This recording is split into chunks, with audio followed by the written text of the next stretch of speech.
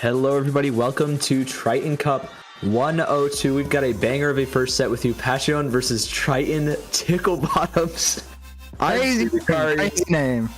Insane name. I'm Signakari. Joining me on the mic today is MR Slap. Slap, how are we doing? I am doing very, very well, and I am very excited to see Passione versus the Triton Tickle Bottoms, mostly because this is one of the closest games that we have going into this first round. We've got Seed 16 versus Seed 17, and then also, I do know a couple of people from the Triton Tickle Bottoms. Yeah, we got some regulars here. Do have some regulars indeed. It's going to be a very, very fun game to get into to begin with, especially because one of the people I know from the Triton Tickle Bottoms is one of my favorite players to watch ever, really. It's Conroe from the United Kingdom, Great Britain. As you can hear from my voice, I am from there, so I'm rooting for them, of course.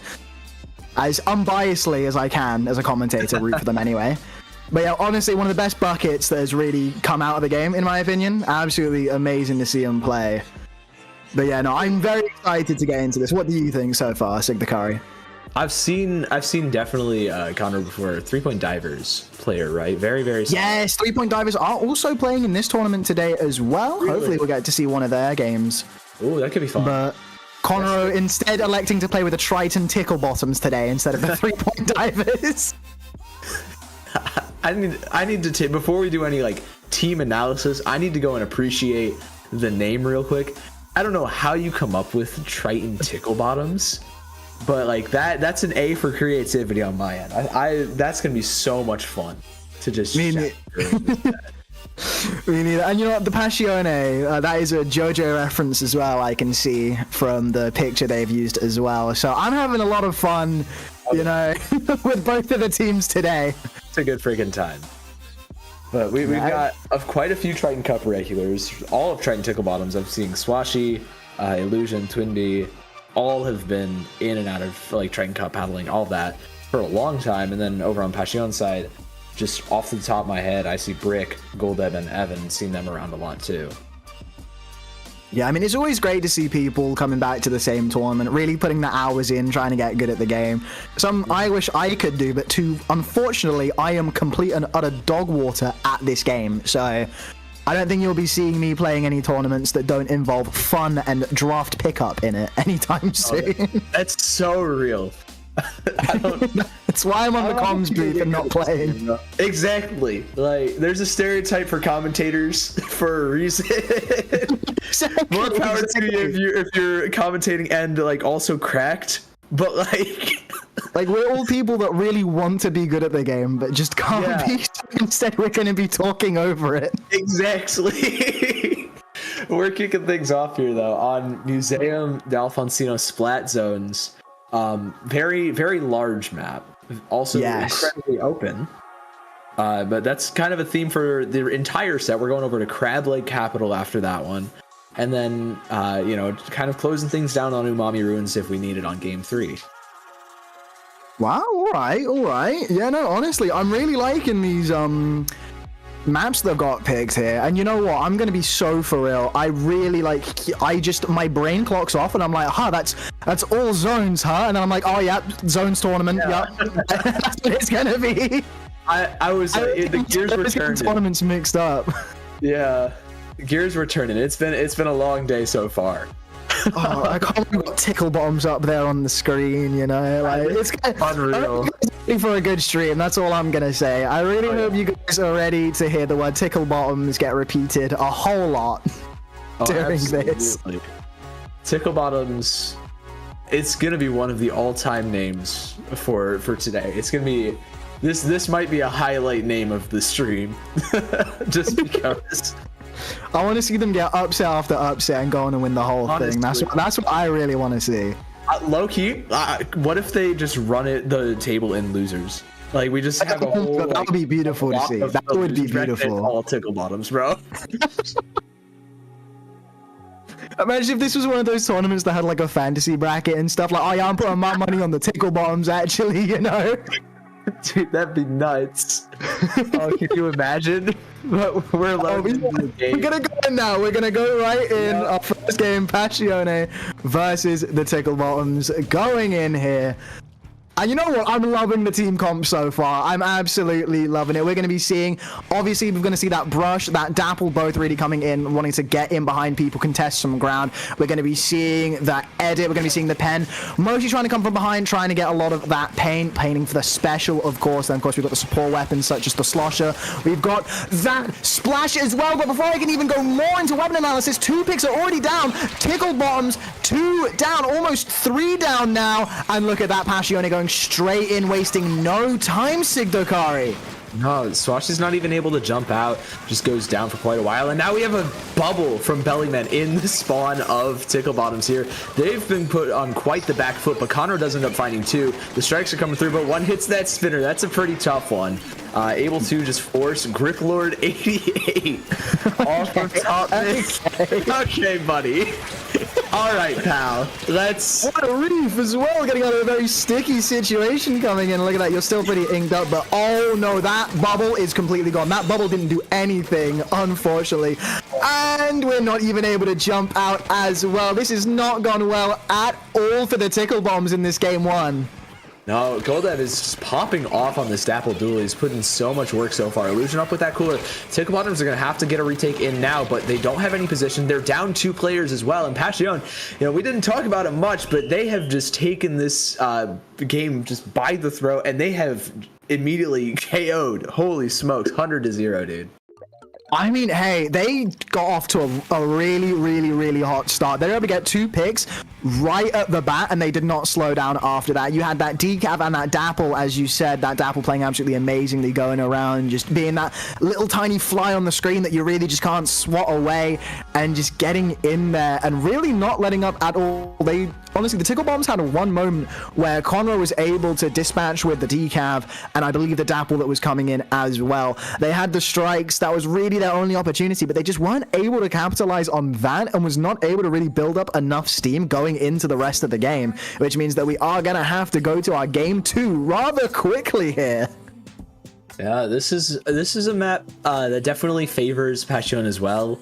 You know, that Sniper Raider just has so much range, can directly contest that zone too. Much easier than Illusion can on that heavy edit. Passione also have a Crab Tank with Brick, Freaky Fella on that Splash-O-Matic. Going to be very, very difficult for Tickle Bottoms to get in. They're going to need to set that pace really early, and you know, based off that first game, it's going to be really tough for them if they don't. I just realized, what are these names on Passione? What was it? We had Freaky Fella. Was the other one Grip Lord 88 or something? It was Grip Lord 88, Freaky Fella, and there was one more, the Decavitator. That's not the player's name, and I don't know who it is. Was it Khalifa? Or was it Bellyman? It was Bellyman. we're seeing absolutely amazing names in game, absolutely amazing names on top of the screen right now. Oh, if it's one thing that I love doing these tournaments for when it comes to commentary and just looking inwards to the scene, it's just seeing what random names can pop up. Like, I think the best thing about Loink is seeing Popgun just going, yeah, why this team did well, and then having to say the team's name really disapprovingly. He's like a disappointed parent or teacher, just like having to read out of Splatoon. He's like, okay, yeah, no, the Poop Gun fan club, yep, did really, really well this tournament. You know? That is unreal. Oh, really, really well played from Passione for that first game specifically. Honestly, I think it took longer in this break between games and them to actually knock out Tickle Bombs in that first game. Like, they did it so quickly. Oh, here we go. Speaking of, we're going in. We're back. Now, I've known Golden to play a couple of different dualies. Are we going to know we're not seeing any changes? We're back to Blue Dapples. We're running straight at everybody. And still the very short range comp. I think we have a splash switch from Swashy, though. Yes, we do have that switch. Yeah, that's gonna kind of remedy some of the problems that we saw earlier. You know, consistent way to get in, the Crab Tank for extra range to help out, and we're already seeing it getting popped to get control of the zone. And Tickle Bottoms are in control with 2 picks and forcing the cooler early. Yeah, and look at that, the Pen has had to drop as well. We're seeing that Crab huddled up in the corner, just trying to get a little bit out of it.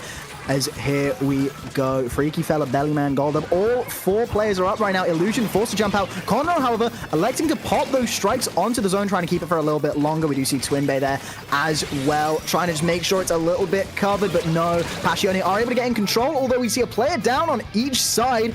But it seems Passione has been able to take control of Mick there, but that decav is going to go down. We're seeing the decav go down a lot more than last game. Twinbay coming up, able to get a kill on that pen there. And here we go, getting the dapple as well. The only decav is really up now. Decav goes down as well, and the Tickle Bottoms are going to be able to reclaim this center zone. Excellent retake by the Tickle Bottoms there. Massive double to clean up from Swatch, and immediately spreads that Crab Tank, takes out Brick, looks for more, hits that 90 onto whoever the pen player is. And now Tickle Bottoms are already going back. They're done with their penalty. They've got a little bit more to hold. Swashy's looking for the shark. Bellyman has to jump out. And Passione have to like completely rethink their retake here. They're now just dropping from that left side. The reach slider comes in from Goldub, finds one.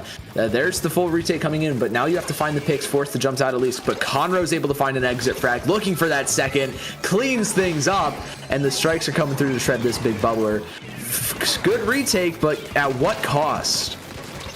Yeah, look at that. The Dabble is going to be going down once again. Conroe, the unkillable Conroe there, somehow surviving that long, and I believe they're able to get the zone back as well before lead flips. We're having another crab fight on top of the grates here, and I do believe Freaky Fella is going to be the one that wins it this time, but no one is able to arc straight over them as they're trying to back off of the grates and is able to hit the player. Oh my, what a throw, arm like Jordan going straight in there. Absolutely insane. And look at this, the Tickle Bombs have just completely wrapped this game up as we're seeing those, you know, the timer tick down further and further. Although we do see the Dapples able to get a kill there. We do see them on that reach ladder again, able to go in. Do we see 2? No, we see basically they definitely lend themselves to getting both of those splats there. That was lovely positioning from Goldeb, and Passione really have their last ticket into this game now as the Tickle Bombs have been playing incredibly well so far.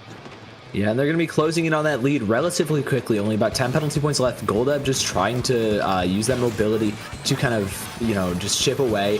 Freaky Fella's not able to find anything just yet with the crab, but forces a lot of people over into this blender, like this trio of Passione, and that's going to work out great for them so far. Goldeb's rushing down this crab tank. Swashy can't really do anything, can't look, and now the lead is completely flipped. Twinbay jumps in, goes down. The cooler is going to be used to just get those fast respawns in, but I don't think anybody has time to get back on top of that zone. Passione, it might be able to complete this 2-0. Conroe is doing their best to try and find something, but nothing able to be found. Goldeb chasing down the remaining members, making a mad dash, but the reach slider cleans things up, and Passione complete that 2-0.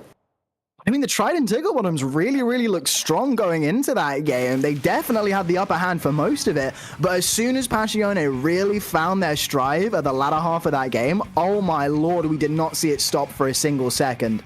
Like, you can tell that, like, in that after that first game, they were so good at locking out Tickle Bombs because, as you said, they didn't really have much that could contest with that pen. And the only thing, like you mentioned it as well, with that crab coming out as that like a really good switch with that splash. But as soon as you really got rid of that crab, nullified it, that pen could start doing exactly what it's meant to do on this map and just really start locking Tickle Bombs out. Oh, absolutely. And then the big bubbler got set up too. You have Goldeb just playing Dapple Dualies, kind of doing what they do best in kind of using that mobility, staying alive, just melting people as well on that retake. Really, Tickle Bottoms couldn't get back in when they had that, you know, when they had to, and Passione just took full advantage. Also, fantastic retake from Passione as well. Like, we have to like go back to that really quickly. I think it was a crab tank from Brick that kicked it off, the 1v1 win. Absolutely excellent play. Great just team play around that and forcing just odd man fights on the opposite side of the map. You know, and I do want to give another big shout out to Goldeb in that game as well. We saw them going up on top of those grates and just raining, you know, those reef sliders down. And every single reef slider that they did had a purpose. There was no panic reef sliders, you know. There was no just throwing it out for the love of the game or anything like that. They were calm and calculated with those reef sliders. So it's absolutely beautiful to see, especially when they were just pinning people down and locking them in situations that they couldn't get out of. Oh, absolutely. just great play around. It's good to see Dapple Dualies are getting a little bit more representation. You know, we haven't seen them super often until like just the past couple months. So it's honestly really cool to see a lot of those kind of underrepresented weapons come through. And Dapples is a great example. Yeah, no, I mean, I love to see Dapples in a Dapple production tournament, you know. Exactly. Like, you know, we're here for one thing and one thing. Yeah. But that is going to be doing it for our first set. We'll go back to a really quick break, but we will be back with some more Triton-Cup action in just a couple of minutes. See you soon.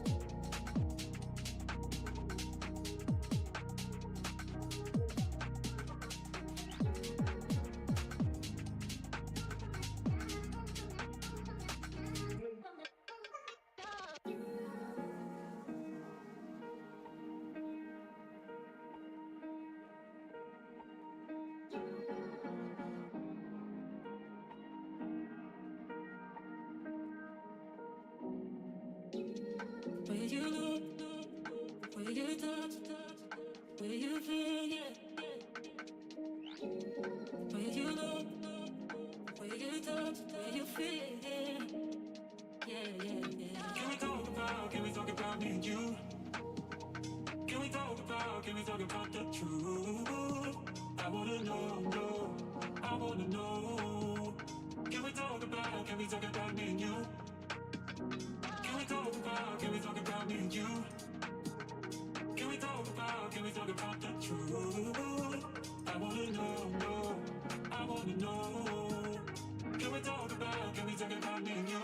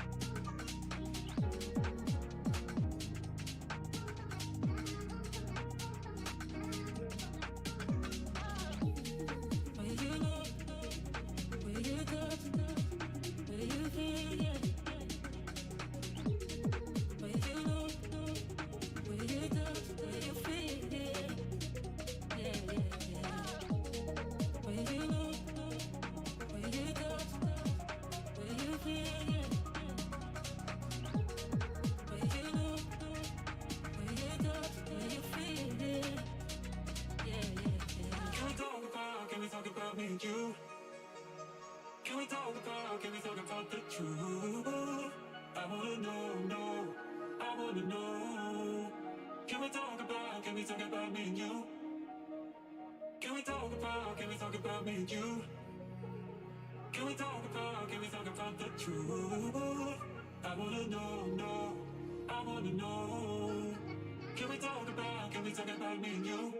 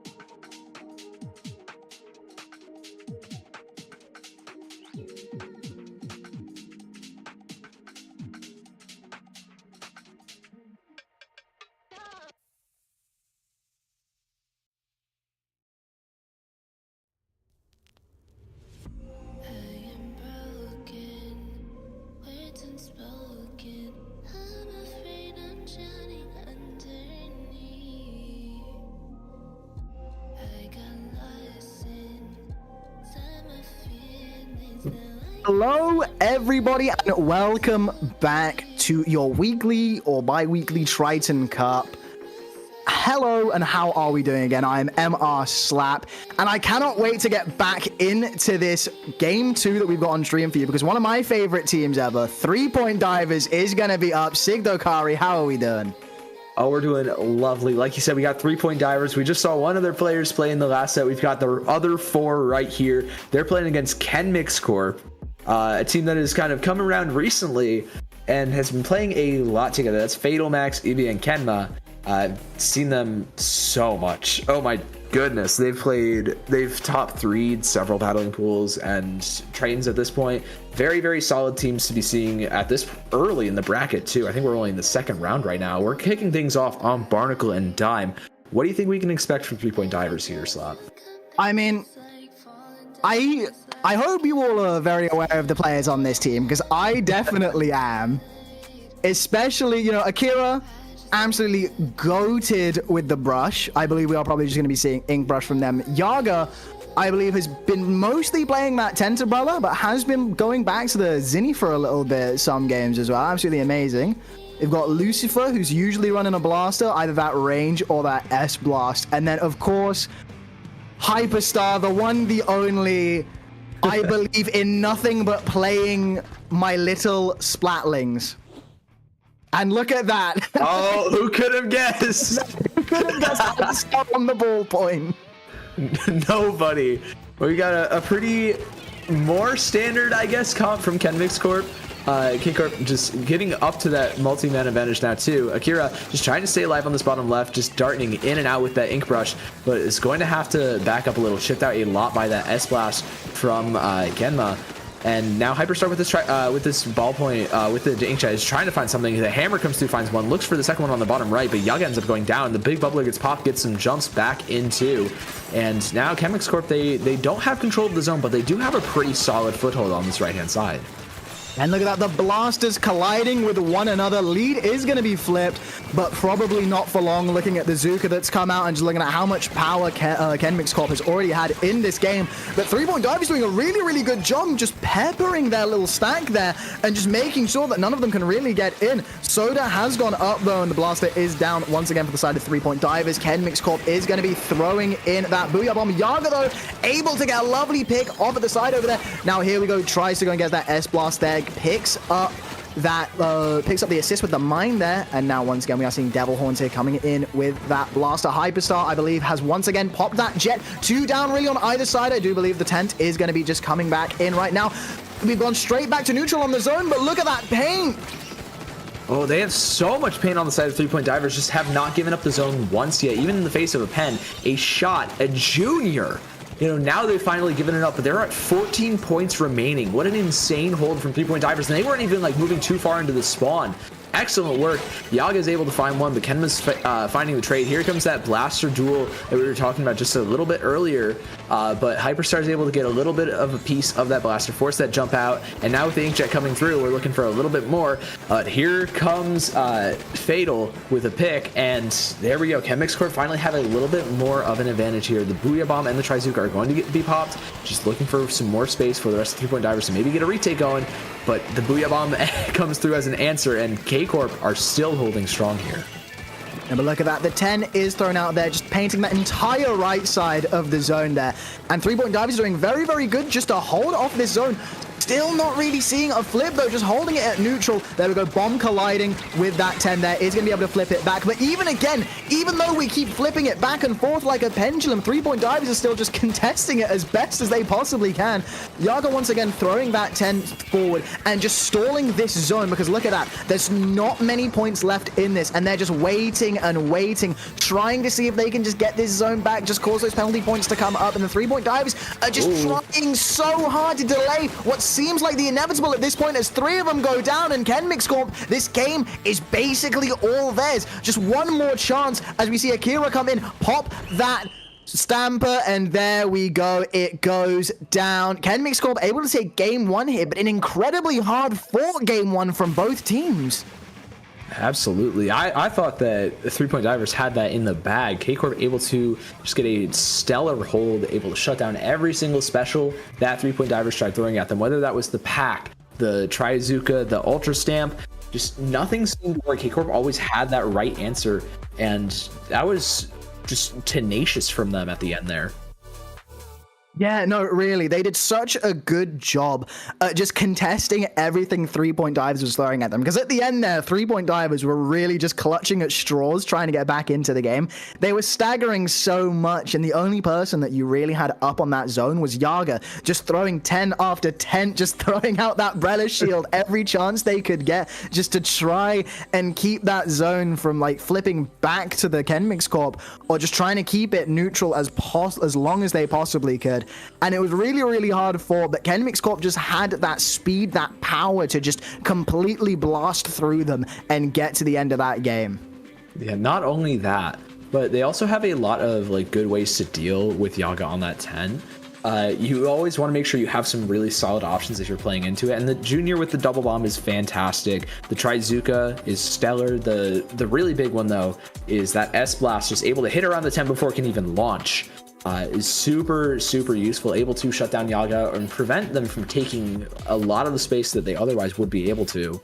K-Corp really able to kind of leverage that to their advantage, but my question is 3-point divers going to have an answer here? This is a much tougher 10 map going into Make Go. Yeah, I mean, hey, it's really all to play for after you saw that first game. It just got so close, and I don't really believe either team has like a foothold up on the other. You know, like genuinely, this is one of those sets where you could call it straight down the middle. It could literally be anyone's game. That is fair. I'm very curious to see more of this 3-point divers comp as well. It's no cooler and double ink mine. Like there's some shenanigans there that I'm very excited for. You know, like 100%. And honestly, I just love watching Yaga pop the tent and just like stroll with it. Have a nice brisk little walk just going down, and then just bam, just getting like 2 1-shots, just walking down. It's like in Rainbow Six, if you've ever played. They have shield operator. Yeah, like you run somebody down as like Blitz or something. But here we go. We don't see changes, I believe, on either side. There we go. Just really going straight back in. All reliable. If it ain't broke, don't fix it. And neither team's comps are really broke at the moment. And look at that, we're just seeing the first bid for the zone right now. Akira just going straight behind, trying to get the aggro, make everybody look at me like, hey, over here, come, you gotta deal with me now. Otherwise, I'm gonna get up to some shenanigans. And here we go. Akira is really just doing a good job at taking aggro off. Oh, but it wasn't enough as 3 people in mid go down, and there we go. Akira just needed to yell a little bit louder as the 3-point divers have already been wiped out going into this game. Kenmix Corp doing a really good job just to not get distracted by that brush really at all, and the Booyah Bomb goes down. I believe, not Booyah Bomb, the Zuka, I'm sorry, goes down just a little bit too early. Oh, and the Booyah Bomb does end up going down there too. It's just Akira left on the backline yet again. I think there's Yaga there on the opposite side of the map. I think we're fully turned around at this point, but Akira's on that flank, tosses the hammer, finds Kenma. That's pretty big, but chipped out, not able to directly contest that zone just yet. The shots hunting finds Akira, and K-Corp still have massive control of this zone. Yaga's trying to move forwards, kind of be that front line for the rest of the team, but immediately just constantly getting shredded. The Booyah Bomb comes through, the Zuka gets 2 though, and now K-Corp they've got 5 points left. There's not really much to say other than just absolute domination from them, and they just 2-0. They want to move on to the next form bracket, get them on to the best of 5s. I mean, you know, the past 2 sets that we've just had, you know, like, how quick are they going to be? Are we going to get sets to commentate here? Like, I don't know. Honestly. That was so clean from K-Corp. That was absolutely insane. Like, again, that first bid that was really there was like, Akira was just behind people. You know, like it was a 3v4 really at the start, and it never really recovered from then from the 3-point divers. Yeah, great job from K-Corp for calling Akira's bluff. You know, there were a couple points where Akira could have like dove behind and maybe found 1 or 2 players. But, you know, K-Corp didn't get flustered. They didn't get bothered by it. Immediately rushed the other 3 players of 3-point divers, used that 4-on-3 to their advantage, and it really worked out for them. That was just excellent awareness and kind of, I guess, mind games by them to kick things off there. Yeah, no, 100%. And you know what?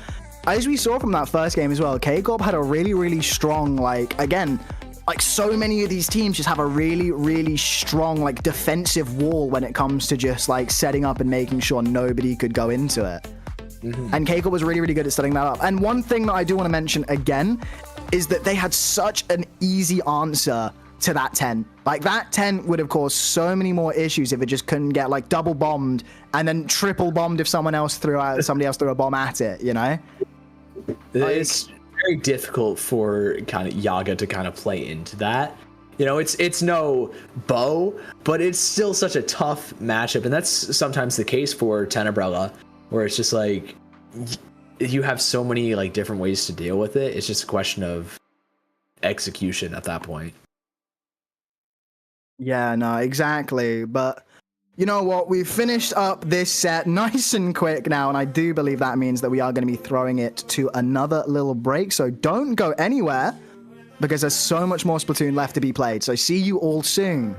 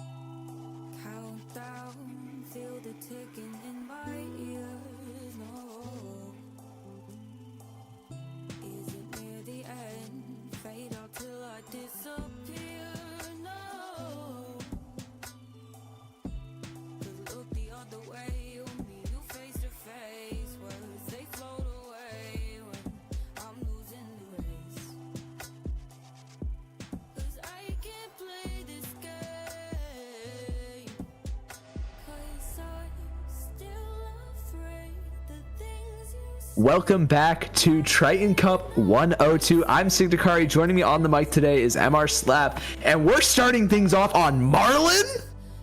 I cannot believe my eyes. I cannot believe my ears. I cannot believe my voice. I cannot believe any sense going on right now because we're starting on Marlin. And one of those games again. Dude, I can't.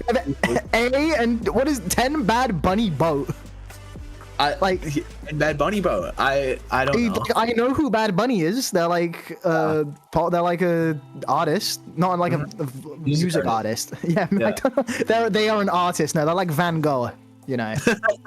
The worldwide renowned painter, Bad Bunny. Bad Bunny's gonna cut off his own ear in the next 3 years. All right, but we're kicking things up. We got 10 Bad Bunny Boat.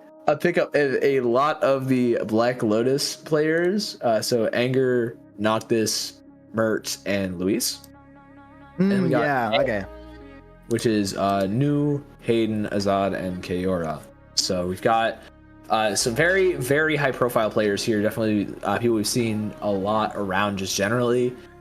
And a couple of paddling pool regulars again as well. We have Aura Boy 36. I think that's Azad.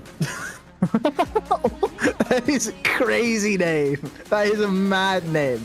I love names like that so much. Oh my, like, I'm so happy that like people take this incredibly seriously, but their name can be like Bum Tickler 21, you know? Like they could be like the most serious player, like VOD reviewing, you know, doing aim drills like for 5 hours a day, and they load in the game and it's like Hatsune Miku's left foot, iPod Nano, like all this. Oh my days. Oh, okay, yo, we're seeing another Brelicom. Let's go. I forgot that that's what they played. Yeah, I think that's Anger. I'm not gonna be able to figure out who's who on either of these teams, man. I love aliases, but like who's who? I only know Aura Boy 36 at this point. We're kicking things off though. The tent's pushing forward just slowly. The strikes are there to answer, and A gets the first cap. Already moving a little bit aggressively. That Gal gets shut down immediately though, and 10 Bad Bunny Boat have control of that zone. They get the flip really quick with that man advantage, and they're already in a solid spot here. I mean, look at that Zipcaster already going in. Okay, one player does get a little bit pincered off there. We're just waiting to see what the tent can really do there. I do believe they snuck behind. No, they did go back to middle. That is my fault for not being able to see that. But look at that, a trade happening in mid.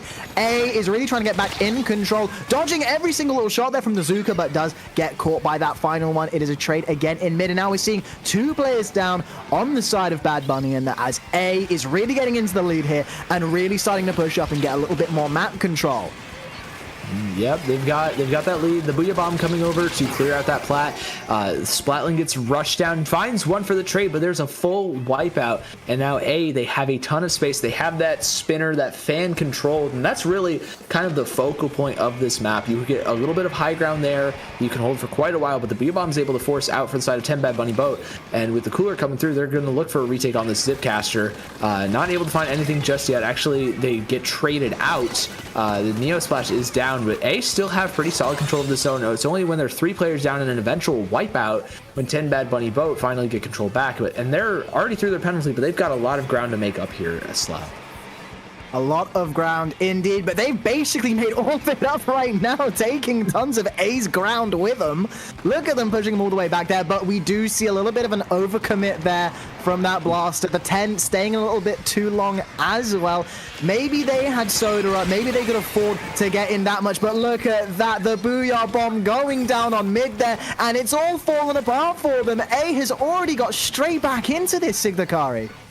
Yeah, they've already moved forwards. Not much progress on that lead, and the Gal finds 2 on that right-hand side. The Blaster's not long for this world either, and they've pushed forwards. They've had so much more space to work with now.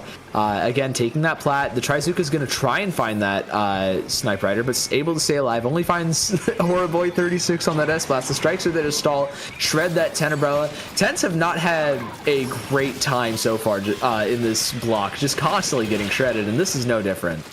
This is no different. And it's crazy to see this game has literally gone border to border, coast to coast, one spawn straight back to another. And look at that, Bad Bunny. I was about to say that this game's all over, but no, Bad Bunny has put it straight back in my mouth and told me to close it, because here we are. They're getting straight back into this game. Yeah, they've got almost no penalty left as well. This hold could very well be a KO if they just find a couple of opportune picks, but the Gal's able to trade out, find one, gets that second one as well with that pencil. Boy 36 is trying to just shut down 10 Umbrella, but the 10 finds two. There's the zone still only neutralized, no penalty applied to 10 Bad Bunny boat, and they're still in solid control. Two players kind of funnel down to this bottom right hand side, but the Booyah Bomb's able to clear things up, flip that zone back, find two players for the advantage for A, and now they have a little bit of breathing room to work with. They don't have to be as concerned of losing that lead as they were before, especially with the heavy edit going down here. Yeah, and just look at that. We're seeing that 10 coming again. Finds one. Going to go around that left side of that little fan platform there. Just looking at the jump there. Is able to one-shot it. But there's a little bit of pandemonium happening in mid, I believe. But no, we do clear it up. And here comes the Zipcaster. Maybe a little bit... Oh no, it was already... I thought they literally just popped it then. Oh, and here we go straight back in the tent. Picking up one. Going straight behind. Trying to get two. Oh. Get two on that pen. Two up on either side now. Bad Bunny's really getting straight back into this. Yeah, they have really not let up the gas off this hold so far. The strikes are at the ready for A, but they're going to need to find a great moment to go. And with this S-Flash just constantly providing pressure, you might not even get a window to. One player down, though, on the side of 10 Bad Bunny boat. And that's a second one, too, with that Blaster dropping the Booyah Bomb coming through. The strikes already popped. And there's the zone back in control for A. They just need to hold for 30 more seconds. And with two players up, they might be able to make some progress into the spawn, make this retake even harder for 10 Bad Bunny boat. I mean, all four specials have been used to not only get that retake and keep it there held. 10 Bad Bunny boat really have all to play for as we reach the 15 seconds left, but no, it's a wipeout. And if they, if it doesn't tick down in time, we probably will see it go down, as here we have the last resistance from 10 Bad Bunny boat going in, saying booyah. I do think that they have just kind of conceded at the end there, because I mean, what else are you really going to do when you have the entirety of A shoved up in your spawn and trying to just make sure that you don't get back to the zone? Yeah, it can be a little bit tough there. Great holds from A, especially with that retake. Very patient with the tri-strikes as well. S-Blast was really forcing a lot of damage onto that Neo Splash, but still able to keep their cool, gives A that early map lead that's so important in a best of 5. And we're moving on to Mahi Mahi Resort. Yeah, we are going to be moving on to Mahi Mahi. I'm loving these map selections, though. Honestly, like, looking at this, we go a bit of a wild card on Marlin going straight into, Mahi. Then I'm seeing Hagglefish down there as well. If we get to that coveted game 5... I mean, hey, like, looking at both of these teams, we could definitely get there. That was insane. Like, it literally went border to border, coast to coast, from the window to the wall. Oh, absolutely. I'm just not a fan of games 2 and 3, the maps that we have kind of selected here. It could be just the commentator not knowing the game, but something about these larger maps just strikes me a little bit the wrong way. But we have Mahi Mahi Resort. Get your sunglasses out, get that sunscreen. We're moving into a nice, warm, and pretty small map here. Yeah, I mean, hey, it's been beautiful and sunny outside for me recently, so it's not foreign territory for me, thankfully, for once, I think you gave me your weather here. It's been cloudy and rainy for weeks. Well, we deserve it just for a little bit, okay? You can give it back in a sec. That's fair. I live near a beach for university, and then I've not been able to take advantage of it for like the entirety so far, because like through winter and spring it's been a bit murky, but now we finally get into the summer, it's shining again. But yeah, honestly, I'm a really, really, really big fan of Mahi Mahi, just as a map in general. And speaking of both of these teams as well going in with these comps, that 10 is probably going to be able to do a lot, especially with just how open that floor is, especially when the tide lowers. Oh, absolutely. 10 is just so strong on some of these maps where you can kind of just force your way through with it, where it's just pivotal at taking a lot of space and hard to kind of reach areas. And there's so many different spots that you can name on Mahi Mahi where it's so useful, whether it's the right side drop, left side, just playing around that cover. It's great. And since it's not a ton of vertical cover that is playing around, Tent can really shine here, especially with the Trizuka as well. Yeah, but you know what? We are going to see if this 10 that we keep bringing up is going to live up to the potential, or if it is just going to be squandered like the set beforehand. We see A getting control of the zone already. I do believe Soda on both sides has been popped. And now he's going to get into that mid-fight. The 10 does go down. That Blaster doing such a good job just to arc those shots over the Rella. And 2 down, no, 3 down basically on the side of 10 Bad Bunny Bo. And we see that 10 really just being that last resistance and just gets completely and utterly directed by that Blaster. But now we're seeing 10 Bad Bunny Bo really try and get back into this. 2 down. They pop the Booyah Bomb as well. We could see a zone flip here.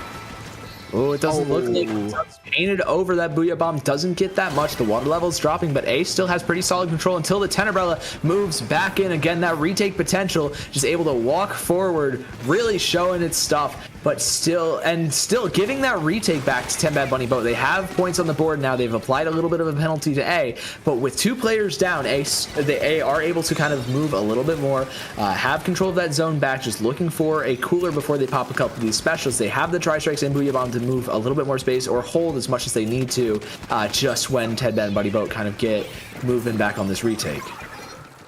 I mean, yeah, and look at this. A is just completely uncontested in mid at the moment. I think 10 Bad Bunny Boat are just really trying to get their specials painted for, but no, look at that. Before we could even pop Zuka, the tent goes down. Thankfully, it did have Soda up, so we might be seeing a Zuka not too soon. But there we go. We do see the Stamper go down. Here comes that Zuka. I don't really believe we see anything come from it. We do have the Booyah Bomb go down, and that is enough to paint the zone. We have penalty points on, but it's really up to 10 Bad Bunny Boat now to stay in control and not let this be a squandered opportunity. The Stamper goes down, unable to find a pick there. Really, we do see 1 more down as well. That Blaster down. Look at that. 3 down in mid. 2 down for A, though, which means that we could still see a very big fight going. We are able to get back in control for 10 Bad Bunny Boat, but that 10 and the Stamper goes down as well. But look at that Blaster just pushing in. We could have seen 4 there, but no, the 52 Gal is able to put a stop to them before we see too much madness on our screens, and we get the zone straight back to neutral and straight back into A's possession, Sigdakari. Yeah, absolutely great awareness from the Stamper and Blaster from 10 Bad Bunny Boat. Pushing forwards with those strikes, and as I say that though, players dropping left, right, and center. It's down to a 2-on-2 for the zone, and 10 Bad Bunny Boat able to come out on top for now. Those Tri-Strikes though gonna immediately neutralize. Looks like that 52 Gal is just trying to apply as much pressure as possible. Goes down immediately to the Stamper. The Booyah Bomb comes through, looking for a little bit more space, maybe forcing this last player out. Any stragglers? The jump is surely going to drop here, and there it is with that sword direct. And 10 Bad Bunny Boat, they have themselves a bit of a hold here. The Zip Caster does end up going down, but it's for 2 players, and if I'm 10 Bad Bunny Boat, I'm taking that every single day of the week, especially when you're close to that Trizuka on the Tenebrella. Sadly, I'm taking that one straight to the bank if I were them as well. And look at that Tench providing that little bit of extra help as the Tench tries to get out of there. But look, we're seeing 3 whole specials, maybe even more if that Booyah Bomb was popped as well. And look at that, straight back in control, 3 down. A is not wasting a single second trying to get back into this. There we go, the Booyah Bomb is able to come out and pick up that last remaining pick, getting a delayed wipe on the zone. And the penalty points do look like they are going to be finished with very, very soon, meaning A is going to get even closer to winning this game via knockout. 10 goes down as well, seeing the strikes come out, just pushing them even a little bit more back. But look at that, this S-Blast has been so good. We've seen so many directs come from them. Look at that Zip Caster as well, using that Booyah Bomb like a smoke grenade, like the ninja that the Zip Caster is based off of. Beautiful coverage from them getting in, but we see one little straggler here. The 52 just trying to get in, goes down to that edit though, and 10 Bad Bunny Boat are really in a good position right now, Sigdakari. Oh, they're absolutely fantastic. They've gotten through all the penalty points of their own. They don't have that much to go for the lead, only 22, about 10 seconds of a hold. And with this Trizuka, nobody's really able to kind of swing. The pencil has to drop to stay safe, and that's 2 players down on the side of A. 10 Bad Bunny Boat, they have a serious opportunity here to even clean up a KO, and with Orboy 36 going down, it's just left up to this Neo Splash, striking the zone, but everyone's able to paint over. The zone gets neutralized, but with 2 players still on top of it for 10 Bad Bunny Boat, they're still fighting. The Tenebrella's there as well, and nobody's able to shred it in time with 10 seconds left. 10 Bad Bunny Boat even up our set. I mean, hey, look, it started working so well at the end. We just started seeing those slayers really starting to slay. And I really want to just massive shout outs there to that blaster player. Honestly, I saw so many directs from them that game. Every single time that we swapped back to them with the observer cam, it looked like they were doing something. Just insane positioning from them. Just really, really nice coverage with that Booyah Bomb as well. And we did see when that Zipcaster works and gets into you, it really, really works. That was so nice to see just their team finally start seeing that comp come through. Like, you know when you see a comp really start working well together, you're seeing every single little gear come into place like a perfect puzzle. It's beautiful. It's like poetry in motion to watch. And 10 Bad Bunny Boat really started hitting their stride at the end of that game there. And honestly, once again, well fought, hard fought, you know. We saw both teams just be completely in control at one moment, and somehow it gets flipped back. I have like no idea how the rest of this set is going to go. This definitely, I'm going to put a prediction now right now. You can all make fun of me if it doesn't happen, but I think we're going to be going to game 5. No, I'm so with you there. That was the first 2 games. They both went basically full time. Both teams got within about 10-15 points of each other. That's pretty dang close. We've still got 3 more maps to go, and we're moving on to Hammerhead Zones, not known for being the most, I guess, closest of margins scoring, but you know, I'm curious to see. A tent really changes kind of the direction of this map here, especially with how you're able and where you're able to push. I want to see how both teams kind of play around that. Yeah, no, exactly. And, you know, I feel like we're bringing the 10 up a lot just because it's like, it's one of those weird weapons that like warps the game around them if they're good enough, you know, like to the point where we have to be talking about it, because like no other weapon in the game really has like this gigantic shield that blocks a ton of stuff off. No, I you can start playing the game like so much slower and more methodically, like just like picking your opponents apart with a weapon like that. It like genuinely transforms this game into something different if it works. But that's the thing, it's inconsistent. It's one of those weapons that like sometimes just doesn't really work going into certain comps. And this is one of those maps where it can definitely be proven to be so incredibly powerful, or you know, this could be just another one of those games where 10 just doesn't work. Yeah, and it looks like, you know, they're gonna, like you said, start playing a little bit slow on the side of 10 Bad Bunny Boat, give that control of the zone early, just, you know, in favor of trying to stay alive. 3 players down though, and they're not really able to do much of anything really, as the last player, that 10 umbrella that we were just talking about, ends up going down in a delayed wipeout back up with Cooler.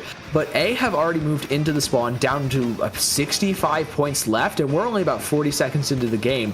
This could be pretty tough. The Booyah Bomb gets shredded, but has anybody cleared the 52 gal? Looks like they have. And with this Trizuka and Zipcaster and the Cooler coming through, 10 Bad Bunny Boat are looking for a retake here.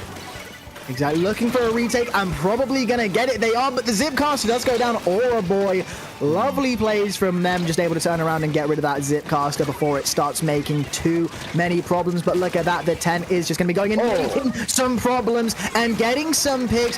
Aura Boy again, just going and getting a few more picks to name. Look at that, we see the Booyah Bomb come down, so does the S-Blast up. The S-Blast is able to trade, and look at that, 2 players up from A is able to just put a stop to the Stamper trying to get in for that retake. And again, the bad thing about playing slowly is that you do have to give up that first push, and especially on a map like this, it can snowball into what we're seeing right now when you're just seeing everyone on A just holding 10 Bad Bunny Boat out. Yeah, and this Zuka's not even able to find anything, actually getting picked off by Auraboy36. And let's highlight Auraboy36, constantly hitting these directs every single time we see them on screen. Has that Booyah Bomb ready for a little bit of extra holding power too.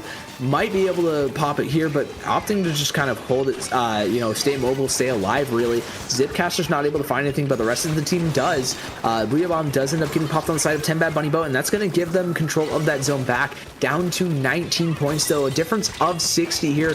Going to need a pretty solid hold for the side of 10 Bad Bunny Boat, and that's a great way to kick things off. Already finding one, looking for just a little bit more with that Trizuka, you know, assisting in that chip damage. And there's the second pick. Now 10 Bad Bunny Boat, they have the opportunity they need, and with this 10 umbrella and with a lot of these weapons that can play around that verticality and those ledges, this could be a huge hold. But 2 of them end up going down here, Slab. Two of them, three of them now go down, and look at that. We see the Booyah Bomb come out. We're seeing even more players go down. Just completely directly into that tent, providing a wall for that Booyah Bomb to stick on and just get a completely unrelated pick to the Tenter as well. Aura Boy 36, you're going to be seeing those name in lights one day, you know? Oh, absolutely. One of the best blaster players that has like consistently gone to paddling pools and really showing like proving they are that caliber of player. Just constantly picking apart 10 Bad Bunny Boat. These strikes are coming through to delay to split the rest of the team. And they're looking for another KO. They want to answer back Mahi with one of their own. And with this 52 gal forcing back that 10, are up 2-1 going into game 4, and we're going to crab leg. We are going to be going to crab leg for our game 4 in just 1 second. And again, just going back to that dilemma of playing slow versus playing quickly, you know? It's like, have just such a quick comp as well when it comes to, like, you've got that 52 that is able to hide behind that wall and play a little bit slower, but they definitely are not playing slow if you've been watching their gameplay. They have been going in every second that they can, using that wall as an offensive tool more so than a defensive one. Again, Aura Boy 36. Beautiful gameplay from them. Just going in, finding those angles just to quickly sneak around and just get those indirects as well. But then also being just completely godlike when it comes to landing those like directs as well. A have been doing a great job at just forcing 10 Bad Bunny Boat to play at the pace that they want. You know, like you said, you have to play a little bit slower with the 10 Umbrella, kind of let it do its thing, push up, take a lot of that map control. But aren't letting that happen. They are taking the open space, they're attacking it, just making the tent fight for every single inch, making all of the team fight for it. And it's really worked to their advantage so far. And, you know, this is going to be a really big map for them here. You know, Crab Leg Capital has a lot of different ways to move around the map, especially with those grates. I'm wondering what's happening. I'm curious here. I'm very curious as well, because especially after a game like that, I would kind of be thinking what to change up for 10 Bad Bunny Boat. Because, again, it's one of those maps where like their wally kind of slower play style would work on just if they didn't get snowballed through as hard as A really did in that game 3. So, you know, I'm very, very excited to see what 10 Bad Bunny do really going into this next game. And we're moving into it. I'm thinking we're not going to see that many comp changes. You know, very, very solid weapons throughout. Sensible comps too. Sometimes you'll see like a specific counter pick get switched into a pick that you might not see otherwise. But we're running back everything from the looks of it. Yeah, there it is. And maybe I'm just curious how the Headit's going to be able to play, because, you know, you have a couple of tools to kind of get in, but that pencil just has so much added range on you that it's so difficult to play a neutral here. And we're already seeing that happen. Like, A already has early control, the strikes are coming through, and nobody's really able to move forwards.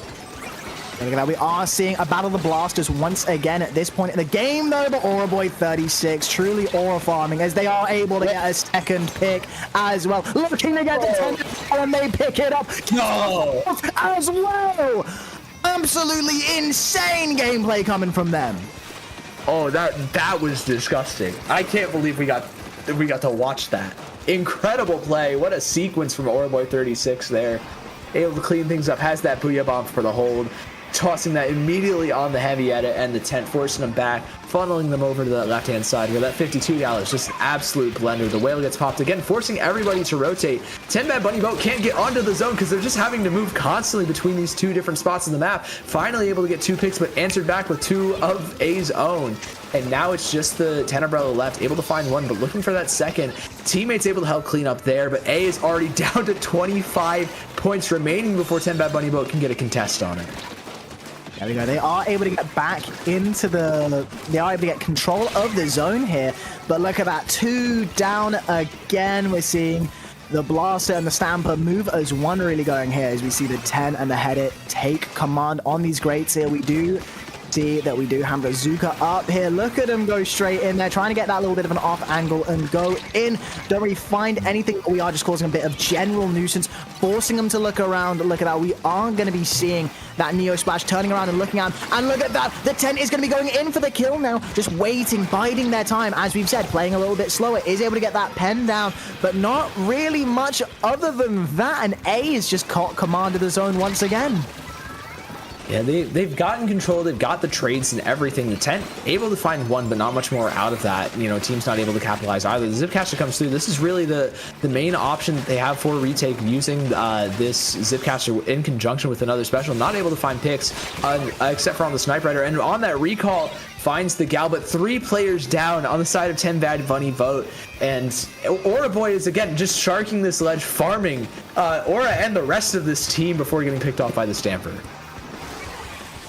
And look at that. We do get one with that Zuka here. The Booyah Bomb comes in as well. We did see that jump there, but look at that. Falling down and just, you know, saying, okay, I'm definitely dying in this Booyah Bomb here. Let's see if I can get one at least. And they are able to get it. And look at that, the penalty points are coming down, but all 4 members of A really coming back at the same time. But look at this Zipcaster going and taking advantage of all of them really respawning, being a little bit out of position, trying to get in. And we are able to hold them off just a little bit. And look at that, the tent again coming just along that grate. We see them walking a lot, so having to walk over grates really isn't that bad for them. But a very, very nice shot there to pick them up. And a lovely little combo there from the Stamper now. 2 down on either side, just respawning back very quickly. And look at this, we're going to see a direct, and somehow we are just getting back in control. A was doing so well at holding it for that long, able to get it down to 19 points remaining. Yeah, they were able to get those strikes and Booyah Bombs onto the zone before 10 Bad Bunny were able to like kind of contest it, get a points of their own. And granted, now they don't really have specials to retake, but when you farm strikes so quickly on the Neo Splash, you know, that's not really a major concern. However, what is a concern is this Booyah Bomb, is the 10 on the flank. There it is to answer the set of tri-strikes. The Zuka coming through from behind is able to find some, and A is down 4 players. A delayed wipe with the lead flipping. 10 Bad Bunny Boat are just a few seconds away from bringing us to your prediction, bringing us to that 5, and they do so, Slap. I mean, to be honest, I completely forgot that we were going to be going into a game 5 if they won this, because I don't know, that just completely blindsided me. That took me so much by surprise, because it really looked like A had this game on lock from the start. But 10 Bad Bunny Boat just really was able to come straight back in there and just turn the tide of this game completely. Excellent work from 10 Bad Bunny Boat. You know, they haven't gotten as many like opportunities to hold the zone as A, like just between all 4 of these games, but when they do, they have just dropped points. You know, they've found plays to kind of extend their holds, whether that's the Zipcaster, the Zuka from behind from the other team's spawn somehow. Can we highlight that, how the tent was just able to move behind everybody every single time 10 Bad Bunny Boat had like a hold? I mean, none of them on A really took care with those grates on that right side there. Yeah, that's like, true. They were all really just like funneling through the middle mostly and trying to get around their own right side. So it was just completely free for the tent to just, you know, have a nice little stroll through those grates, set up on that right side. Like, yeah, they got away with it. And that's what happens when you let the 10 get away with it. No, that's exactly what can happen. And, you know, 10 Bad Bunny Boat did a fantastic job. Tent found picks, 2-3 times onto just the Sniper Rider alone, not to mention the Trizuka, that really like sealed the game. You know, it's just something that Tent can really do if you kind of like let it run free and not kind of just play front to back mid. It's one of the options that you have. And, you know, while it's not great in every single, you know, game, when you can use it and when you know how to use it effectively, like, you know, we just saw, it basically just wins the game for you. Yeah, I know. And now we are going to be going to that game 5 on a Hagglefish market. I bring this up every time I do a little comm slot, but this really is what most people consider the most neutral stage in this game. And this is probably the most neutral map mode combination in the entire game. That's what I've heard a lot of people say. It's like, in the Smash community, this would be the Pokemon Stadium 2 of this game. Because everybody just gentleman's to it whenever they can. And everybody just, you know, if you want to prove, like, if you just want to, no counter picks in mind, just go straight here. Oh, absolutely. You know, if you don't know what the other team wants to play or what they don't, odds are you can probably pick this one and you'll be just fine. You know, you won't lose any friends over it. However, what I do end up losing is their 52 gal, and the S-Blast as well as 10 Bad Bunny Boat are already setting the tone pretty early here, able to get that cooler early, able to get that tent set up and move forwards. The Booyah Bomb coming through to kind of extend things. The Strikes, though, able to shred, find that pig. The Zip Catcher coming through, and, you know, not much coming actually off of that. Getting picked off immediately. It's 2 players down on the side of 10 Bad Bunny Boat. This Neo Splash is trying to stay safe, but the S-Blast is immediately back up. The Booyah Bomb is there. Nobody's really flipped that zone until just immediately get it with that Booyah. And now 10 Bad Bunny Boat are on the back foot a little. Yeah, and this is really where you don't want to be if you're 10 Bad Bunny Boat, because look at that pen. It's commanding so much space. You have nothing that can really contest it. And you've got that blaster, you've got the splash that's just going to be farming for those strikes all along, and you've just got that constant threat of the 52 able to kill you in 2 shots. So it's really, really not looking good. We see the strikes coming up again to contest that Booyah Bomb, the blaster going down. We do see the Zipcast coming, able to get 1. Do we see 2? We do see 2. Almost dies to that bomb there, but it's looking like, there we go, the 52 is able to really put a stop to everything here, but no, the blaster is able to pack that 52 up. But look, 20 points remaining. That was such a good hold, even though both teams are already clutching at straws, trying to see who could finally get out of the hole. And it is 10 Bad Bunny Boat who has taken back control of the zone. But once again, we're at a place where it's 2 people up on either side.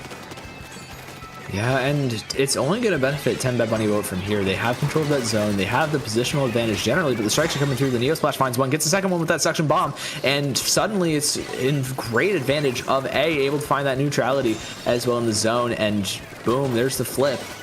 Both players are kind of stuck on this bottom right-hand side for 10 Bad Bunny Boat, able to find Orboy 36, just trying to flank a little bit and get that zone as soon as all the players are back up, but you still have been put in quite a hole here, and you know, with these strikes constantly coming through, recapping the zone, you have to be fighting for every single inch, and it's just so difficult to do.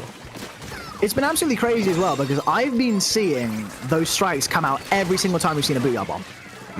That Booyah Bomb has been put down basically 3 times so far, just because strikes were popped on them as well. It's so reactionary. It's been so great to see like this adaptation coming into game 5. But here we are, we're seeing strikes get thrown out onto the zone, as you said, this time mostly just for recap, but they do just fall straight into that nice little combo. The Stamper, almost able to pick up 3, but Orboy is able to live, throw that Booyah Bomb out, but the 52 goes down on that right side there. Orboy able to win that blaster fight, but they can't really get too much spaces here. We have that tent coming out, is able to put a stop to them there as they just stand through it, use that powerful shield, and it looks like 10 Bad Bunny Boat take the lead, and they probably are going to be getting straight back and maybe even win the game off of this, but no, they get 2 down there. We're still looking at the 10 who's able to pick up the 52, but Soda comes down right now. Orboy able to get 2 off of that lovely direct, throws that Booyah Bomb as well, puts it straight behind that Edit. The Edit forced to retreat to that right side where they really can't do anything. Orboy still going in, but falls straight onto the Stamper, and now we're going to be seeing, oh no, sorry, not the Stamper, the other blaster, and look at that blaster able to pick up another one. Do we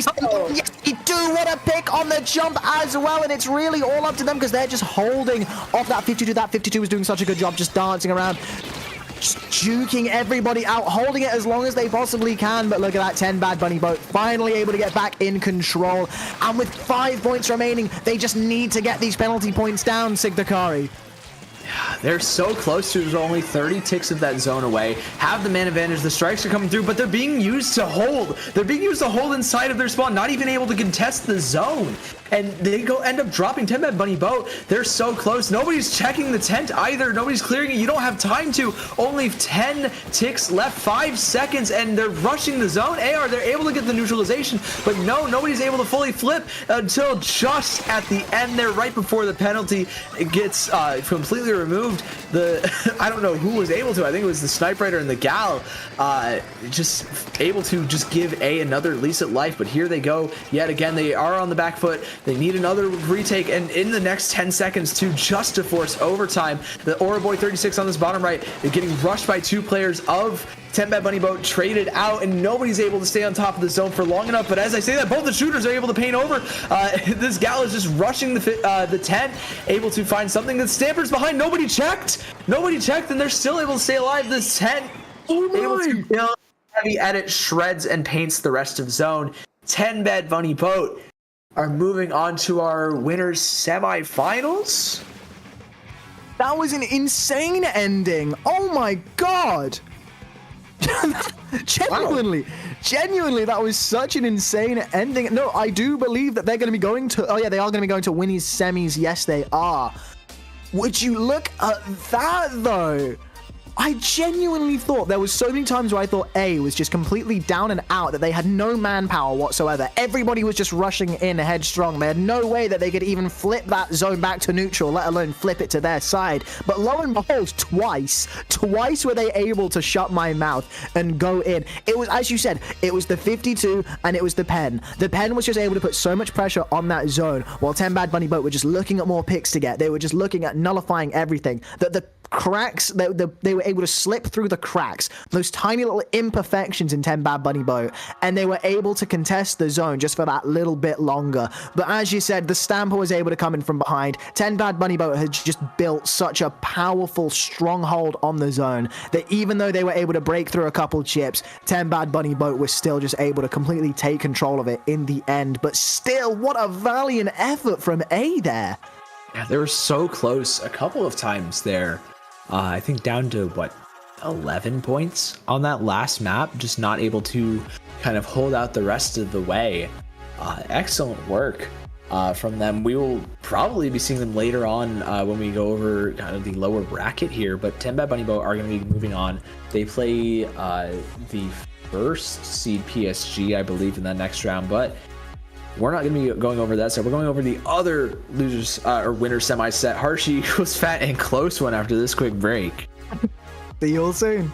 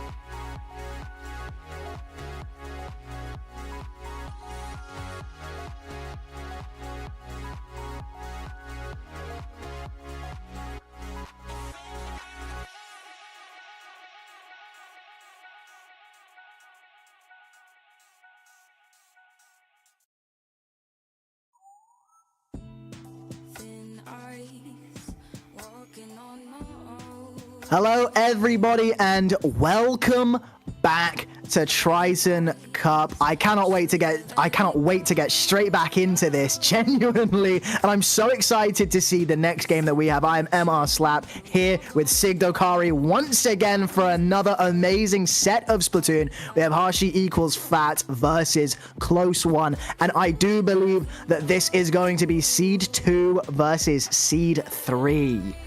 Yes, it is. We've got some of the top teams, a bunch of high-level players. You definitely have seen a lot of them around. I believe on Hashi equals Fat, we have Hashi, Yeti, Buns, and Fantar. That's so mean. That's so mean. Like, why do you call it Hashi equals Fat? And like, you're calling your own. I believe they're the captain. They're the captain of the team, probably. It's either they have to be captain of the team if they're like if the team's named after them, right? Like, come on. It's gotta be, right? That's so mean. Like, come on. Yeah. But anyways, Close One is their opponents today. We've seen them around a lot, whether that is Squid Junction, Triton Cups, paddlings, a bunch of other stuff as well. Kit Kat, Aka, Not Me, and Silver. Honestly, like, we've got so many amazing players here that we get to watch. And it's just, I can't wait to get into it. We're going to be starting off on Splat Zones on Brinewater Springs, which is just already a little bit unconventional compared to, like, the usual maps, the usual suspects that you see coming in. So I'm very excited to see what happens on that. And, like, after the set that we just saw, I have no idea what we're going to be seeing going into this. Do you think we're going to be seeing another Game 5 barn burner like the last one? We definitely could. I feel all going to be defined by these first couple of maps, though. We have Brinewater as our first one, Crab Lake Capital. We just saw it in the last one. We're going to see it again as our game 2. Mincemeat. All right. Oh, I didn't even see Mincemeat there. I'm going to be so thrilled. I blocked that one out of my brain. Like, I selected map reading. And then we're cleaning things up with Barnacle and Dime and Umami Ruins as our final 2 maps. But we're starting things off on something new. You know, Brinewater Springs, pretty new, I guess, for us. Haven't seen it a lot recently. Interesting to see it come back, and we see a couple of crab tanks along with it. Honestly, I'm just so happy that, like, you've got Close One who are all playing with, like, their actual tags as their names, which is actually crazy. And then on the other team, I see Opstopper and Lana Del Rey. Oh my days. We already see Opstopper going down. Close One starting this off nice and quickly for us. Able to get 2 picks. We see one crab get popped here. Is able to get a pick. Do we see the zone get flipped? We do see it get flipped back to Close One, but the crab is just applying that little bit more pressure as we do see Opstopper once again going down. We see the pen go down this time. The sword able to come in from behind. Silver able to pick up 2 as well. Gets that Zipcaster nice and charged. And we do see Close One finally getting some points on the board. And they've gotten a pretty solid hold for themselves too, already moving up to that bottom of that big ramp that they have. But the crab tank's able to shut things down, even up the player count just a little bit. 2 players down on the side of Close One gives Harshi's team a little bit of an opportunity to get a retake, and there it is, finally applying that penalty. And now moving just a little bit forwards. The Snipe Rider and Sword are kind of stuck on their own a little bit on that left-hand side. The Sword ends up going down, and 2 players kind of rushing this gray. The pen's not one for that world either. Kiki tries to move forward and get a little bit more out of that, but isn't able to quite just yet. The rest of the team, though, is doing just a great job at it. This Nautilus absolutely shredding anything that dares to run into its range, and with that Booyah Bomb, the lead flips, and it looks like it's going to be a pretty big flip at that. Yeah, and look, there we go. The splashdown coming down does get a little bit punished, though. Very, very aggressive gung-ho style when it comes to using that splashdown. But they are probably going to be jumping straight back in soon enough into the fight. But look at that, the blaster goes down as well. We do see Crab on either side pop, and I wasn't even looking at the timer tick down. I wasn't even looking at the score tick down. Look at that. Hashi equals Fat already about to clear into single digits, and this game might be over. It's so close, but able to get a neutralization. Close one, still keeping it within their grasp, rushing this tactical. Harshy's the only one able to get that cooler up. Yeah, as the rest of the team is finally able to rush forward and get it. But this is kind of one of the issues with Nautilus. It's a bit of a struggle to kind of push forwards. At least you have that S-Blast to kind of help you out. The Snipe Rider ends up dropping yet again. The splashdown neutralizing the zone, able to flip with that Splash-O-Matic from Kiki. And now Kiki's just trying to fight Akka on this left-hand side. Finds nothing quite. And, even though Harshy equals Fat, they have that zone control. They don't have any of the manpower to kind of maintain it.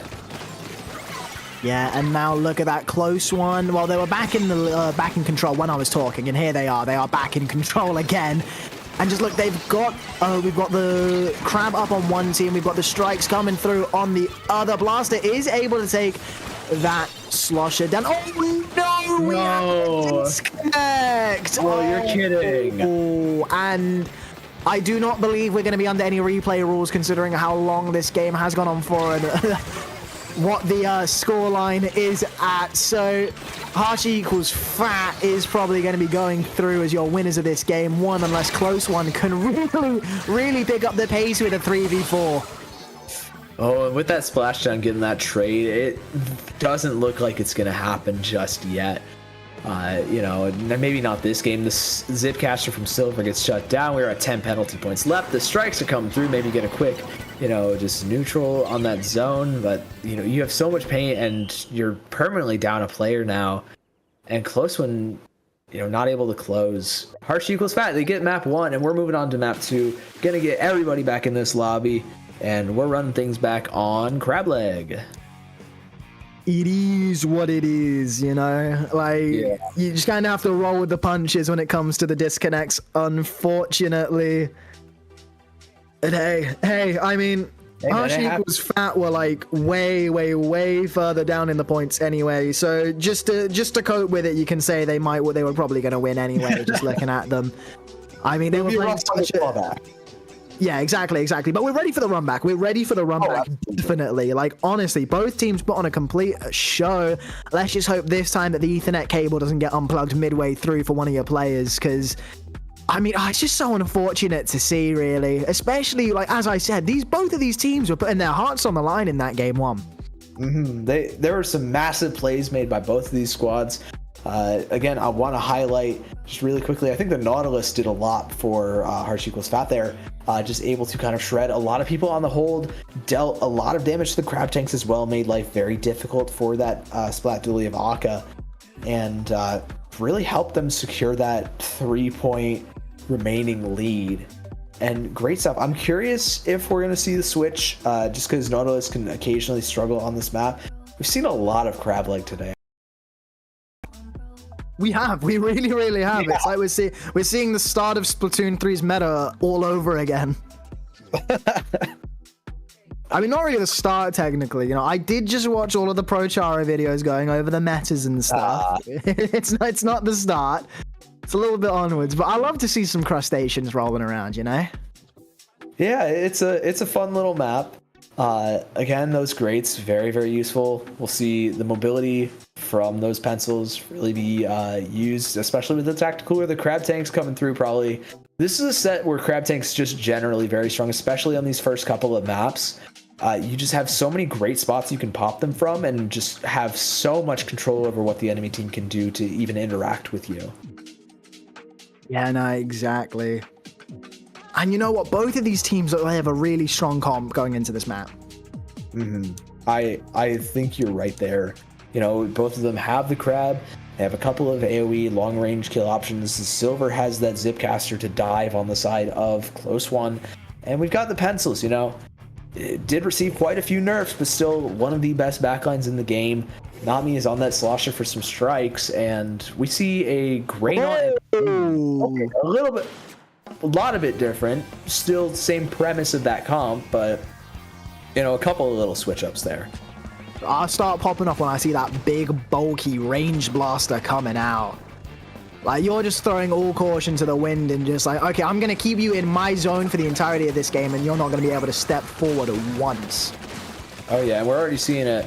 He puts pretty good use, finding the chip onto Silver, finding that pick, looking for a little bit more, just pressuring the Sniper Rider and the Slosher now. Gets that one too, and Harsh equals Fat. They already have pretty solid control of this zone, already down to about 20 points. Already put away, and Silver just can't really move. Chipped out for 70. The crab tank gets popped on low ground.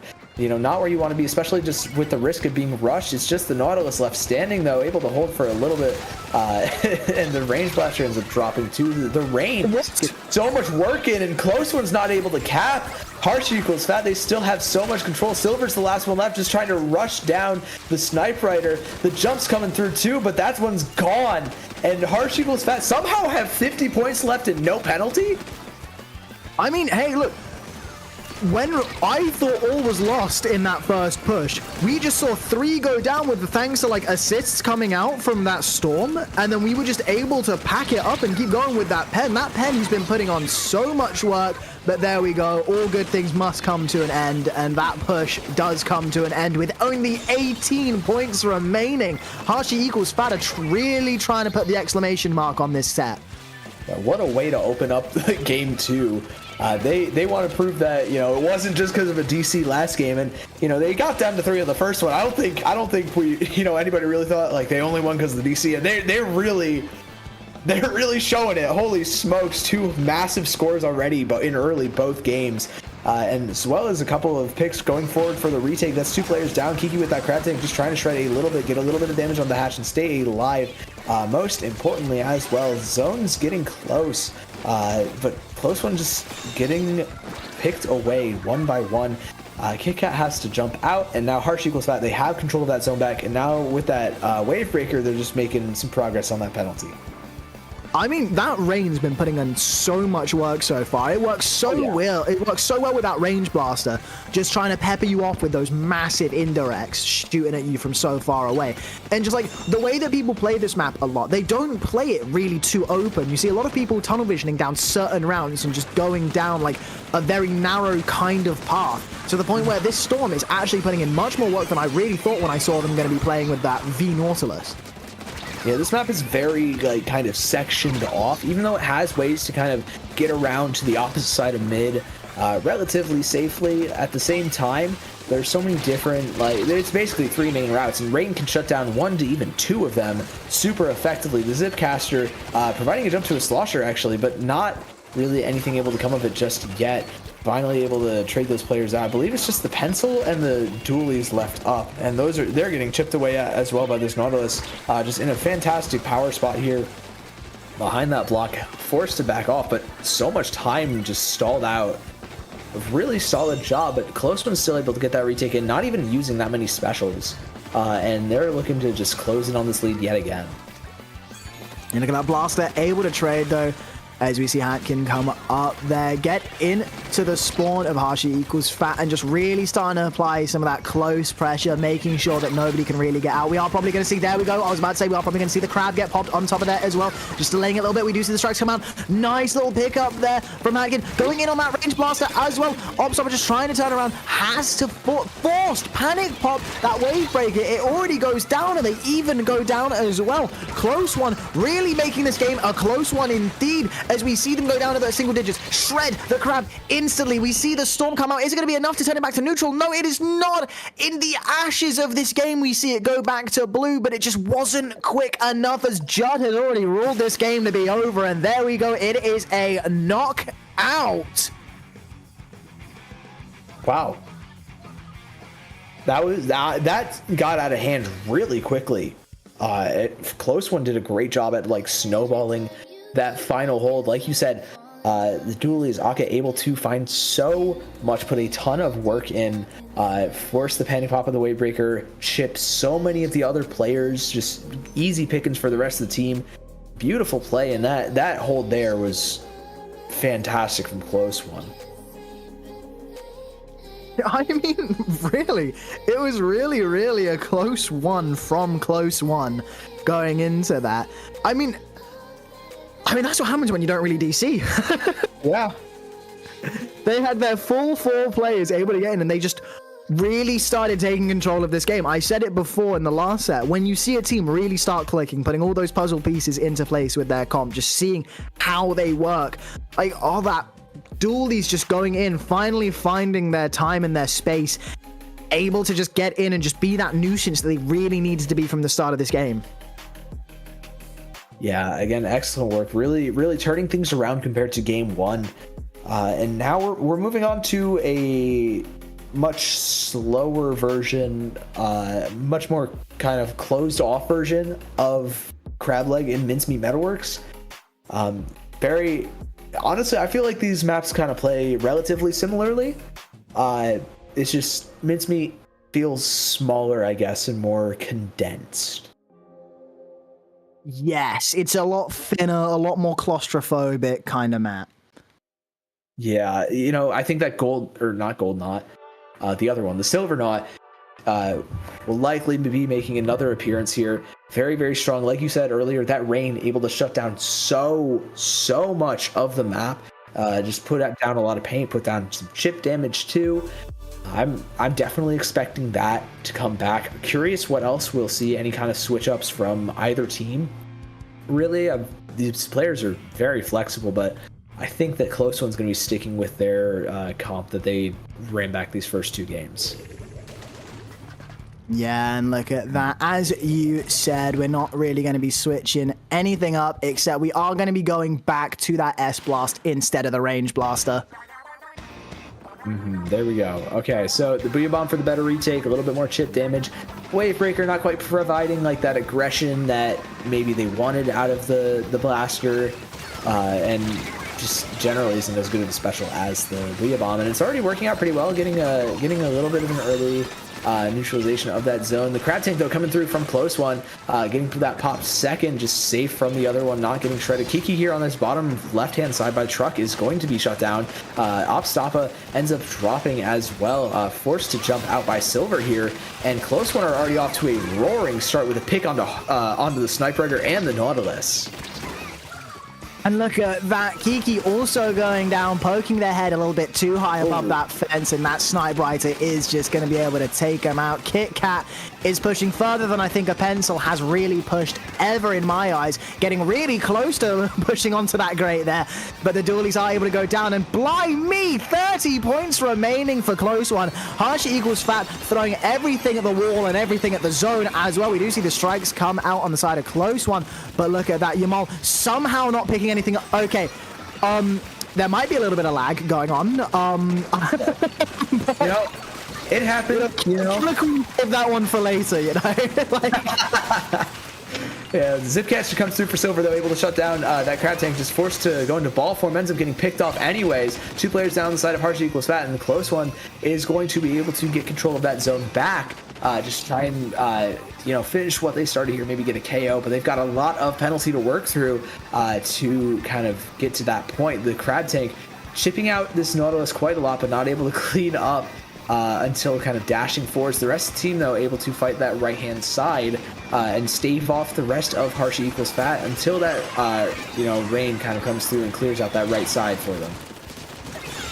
And look at that, a trade as we see the jump come in. Harsha equals Fat taking control of the zone once again. Kiki getting shredded in that ball form of the Crab. And, this zone is just going to be like a pendulum for the rest of the game, isn't it? With how small it is and how much pressure you can apply onto it. There we go. We see another trade come through, and we're seeing it turn very, very blue as Yamal is waiting for the perfect moment to strike with that full charge. Isn't able to get anything but just peppering a few shots, chipping them down with some pressure. But Close One has the zone fully, as soon as I say that, it switches back to neutral. They have the zone fully now, but we do see that Booyah Bomb come up, and once again it switches back. It's just so easy to contest this zone with how many options that both teams have between the rain, the strikes, the other set of strikes, the Booyah Bomb. Is the other set of strikes. The Crab Tanks even, and both Snipe Riders, we've just been seeing a constant back and forth until one team just eventually gets like 3 picks and a hold. And that's exactly what Harsha equals Fat are trying to do here. Kit Kat has gone down here, and looks like Aka's going to try and pop this Crab Tank, but it gets directed by the S-Blast. There's no way the Slosh are able to get that trade. The bomb being rolled, not able to find that and jump in, and everybody on Harsha equals Fat is looking to jump in here, down pretty far now on the points, and is able to even get one more, but immediately flips thanks to that Tri-Strike. And Silver finds a massive pick with the last little bit of that Zipcaster. Those stretchy arms doing so much damage, and nobody from Harsh Equals Fat is able to stay alive here. Yeah, I mean, Close One really just popped their ult there. Like, they popped all 4 of their specials to get in and just secure that zone before Harsh Equals Fat was able to get any more points past that 29 spot. And there we go. We do see the return of all the specials. Harsh Equals Fat now, the ones to pop their ult, going in with all 4 of their specials being popped at once to reclaim that zone. With a minute left on the clock, we're seeing players go down on either side. Everyone's fighting hard for it. With only 20 penalty points remaining, it's going to be so close for Harsh Equals Fat to be able to really get through and start taking those points down, because it's such a close game. Oh, there's no penalty left on the side of Harsh Equals Fat. If they can just roll and win these fights with Yamal there. Oh, finding 3. The rest of the team goes down, but the Naught's able to clutch up. The strikes are coming through. Same thing with the Crab Tank, but the rest of the team is back, able to contest, only gets a neutral zone. And now the lead switch, Harsh Equals Fat, finding the picks they need, clutching up exactly when they wanted to, and they've put themselves on match point first. It's times like this where I wish that we had the instant replay right now, because holy Jesus, did you see the ending of that? It was 2 people up on the side of Harsh Equals Fat. They needed to stay up. They needed to keep that zone. Otherwise, the entire game so far would have been completely dashed for them. But no, we were able to see that Nautilus, and I believe, was it the Pencil as well that stayed up with them? I think it was just the Nautilus. I think the Pen went down just a touch earlier. That's crazy, because that Nautilus was able to just completely wipe the floor with 3 of them, taking that off angle and sharking around the right. And you know what? They were so aware of Close One just having to rush in and just group up like that. They were bundled up, and it was just the perfect moment to take them down like it was a shooting gallery, you know? Yeah, it's like ducks in a barrel. Or fish. Wait. Ducks in a... I mean, it is like ducks in a barrel. That's the one. Ducks in a row, fish in a barrel. That's... Ducks, fish, chimpanzees, whatever's in the barrel, okay? I don't mind whatever's in the barrel. It's just going to be incredibly easy to shoot at. You know, it was easy pickings there. Squids in the barrel. Equals Fat there. Yeah, no, that was such a clutch moment. And Harsh Equals Fat, as you said, the first team to go on game, set, and match point. Yeah, now we're moving on to a couple of the more, I guess, common maps in the pool. You know, we see Barnacle and Dime just about everywhere. We're going straight back to it for game 4. And another good Crab Tank map. We are going to be going straight back to the Crab Tank map. I cannot wait for it. Yeah, it's going to be fun. A lot of weapons can really shine here. Now, my main thing I'm curious about, we've seen the Naught the first 3 games. Which one is going to be used here? Is it going to be just the silver one? Maybe the gold? I feel like either way, there are a couple of difficulties with either of them, just specifically on the map. But I really want to see what they bring out here. I mean, I really think, specifically for this map, the splashdown might be good. Just with how commanding it can be over that entire zone, and just how you can run up to the stack and pop it and just try and get around the sides. Like, it'd just be a nice little thing to just pop and run, get a few kills with it. But you know what? This Storm has been putting in so much work throughout this. Into the 2 games that we've seen it, that Storm has worked perfectly. And this is another map where, like, so many people get bunched up and really have to go around that same place that the Storm could still work. Oh, absolutely. Storm can 100% work here.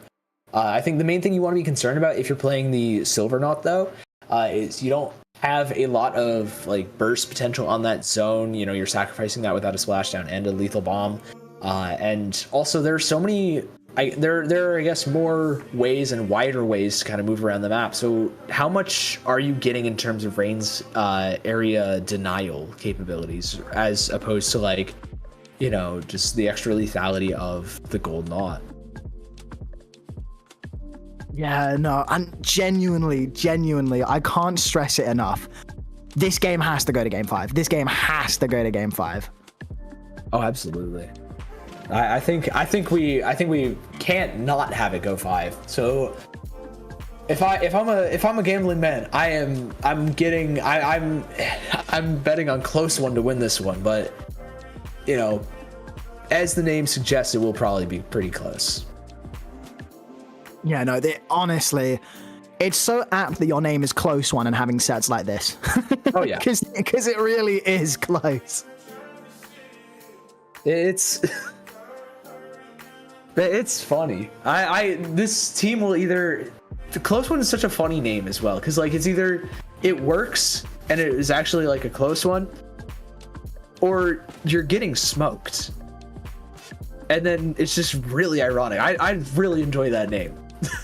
Yeah, I really enjoy that name. I also enjoy Harshy equals fat just because it's funny, you know. Why would you call him fat like that? That's so mean. It is, but I have the humor of a middle schooler, so you know. We're making fun of a pen player anyway. So whoa, hold on. No, wait a minute. Wait a minute here, Slap. Let's choose your next words about pen players carefully here, buddy. I wasn't going to insinuate anything. I was just going to say I see a lot of that online. Okay. That's what I was going to say. I'm not going to say. I think we should make fun of people on the internet. That's jobless behavior. But that's fair. You get a 9 to 5. But if it's your own team of mates doing it, then like it's just banter at the end of the day. I mean, like, if it's random people on the internet, then it's like, well, slow down. It's generally not a good thing, you know. Courtesy 101. And I'm not gonna say anything about anyone. Yeah. I'll only say things about my brother, but I'm the only one allowed to, you know. I can't really say things about my brother. He's bigger and stronger than me. He'll kill me. You know what? That's valid. I'm lucky enough to be the oldest, so I am the older brother. Oh, that's the thing. Oh no! I'm so sorry. I lost the genetic lottery, you know. Oh, that's tragic. Anyways, we are taking a while to get back into this next game. I've got no idea if we're going to be seeing some subs, if we're going to see some, you know, changes, or maybe if somebody just wanted to, you know, go to the toilet or something. Maybe, you know. Oh, there we go. Turning for a minute. You know, you might need some water or something. They swapped hosts. That is what happened. Okay. They were Kiki didn't put the alias up. Kiki's got a new name. Yeah. All right, we're running back the same thing. And gold knot. We do, yeah, the gold knot, as I said, that splashdown. I feel like it'll just do wonders on this map. I agree. Definitely a very, very strong thing. Able to get that, you know, very solid amount of burst paint. You know, you put a suction bomb on the other side of the zone, and you have your little mini reef slider. 3 players down on the side of Harsh equals Fat, though. Or on the side of Close One, and Harsh equals Fat are able to kind of get early control of that zone, get an early lead as well, flip that, and Kit Kat is going to have to back off for a little bit, able to support the rest of the team just in time to find a pick onto that S-Blast, and the knot jumps in, ends up not going down, finds a pick with a splashdown, and that gives Harsh equals Fat a grade A opportunity to get control back of this zone. And I mean, just look at this right now, you know. 2 people down for Close One again. Harsh equals Fat have really taken control of this game going in. They have not let up for a single second. Here we have that Crab Tank coming out and is probably just going to be applying so much more pressure. We also see that Soda come out 2 down on the side of Harsh equals Fat, but Close One do have picks going down as well. It's a wipe out. Close One, especially that Zipcaster, that Stamper coming in, just did so well at just pushing Harsh equals Fat out, just getting insanely aggressive with their plays. And you know what? It worked out. Look at those strikes. Forcing a couple people on the side of Harsh equals Fat to push in that splashdown is just going to completely confirm that zone, as Harsh equals Fat don't want this to get to the game 5. They just want to stop it now. Yeah, and they've been playing like it too. The Crab Tank already set up early, but here comes Nami with that slosher, just trying to draw attention, give the rest of the team a bit of an opportunity to just try and get back in. so much stalling, and now the strike's coming through though on the side of close one, able to get that full flip. Only 30 penalty points though. Hershey equals fat. They're able to find another pick onto Silver. Oh, that Stamper is gone. Nami probably not long for this world as Kiki, or actually Aka's the next one to fall in line, as Aka ends up getting picked off. Silver tries to Zipcaster right back in, and it finds that pick onto the Booyah Bomb, but not before it gets thrown. Yeah, honestly, and that very, very nice awareness there from the pen, just to able to pick up that KO on that Stamper as well. And would you look at that? We've been in this situation before, right? Hershey equals fat have got this like zone down so low. We've got it to 18 points now. Close one, back in control. We could just be seeing a mirror of games that have already passed. Or are we going to see Hershey equals fat finally reclaim the zone and push it forwards without too much of a resistance? But who knows as we go further into this game 4. 2 up on one side, close one with only 1 up though. Hershey equals fat are really trying to put the exclamation mark on this set. Yeah, they're still, you know, in control basically of that zone. They've got through that penalty. The cooler comes up, so everybody's back really quickly. Silver can't find anything with that Zipcaster. The Crab Tank comes through just to hold for a little bit longer. They only need 5 more points. Aka can't find anything on the zone, and Hershey equals fat take down close one in 4 to move on to our winners finals. I mean, there we go. I thought that this was just going to be going to game 5, as I've said before, but you know what? I lost the bet. I won it last time, thought I'd get lucky with another set in a row going to game 5, but you know what?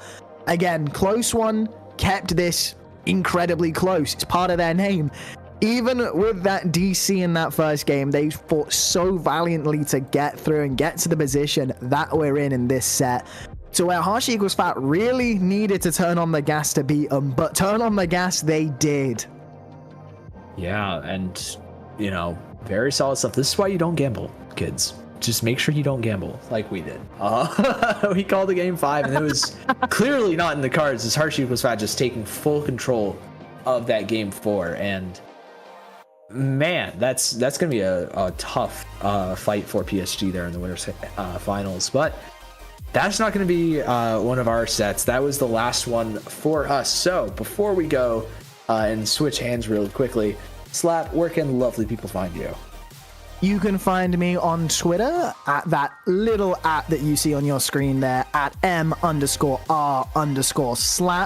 Or if you're so inclined to use Blue Sky, you'll be able to find me at jammerslap.bsky.social. Where would the lovely people be able to find you, Sigdokari? You can find me just about anywhere where the Splatoon community is, whether that's Blue Sky, Discord, Twitter, any of that kind of stuff, even Twitch. Flatboards. Not that one. I'm not. Unfortunately, I wasn't in the community at that time. But at Sigdokari, like you see at the bottom of your screen, just type it in that search bar. You'll probably see me there. We're gonna be running a few tourneys tomorrow. I think there are a few of them running. Maybe Sack Qualls is gonna be there, but don't go anywhere. We've got some fantastic commentators. I believe it's Sasu and Pat coming up after this quick break. Yes, it is, I believe. Love a little bit of Pat. Gotta love a little bit of Pat. Always. But we will see y'all eventually, and we're handing off to some fantastic people. So we'll see y'all. Don't go anywhere.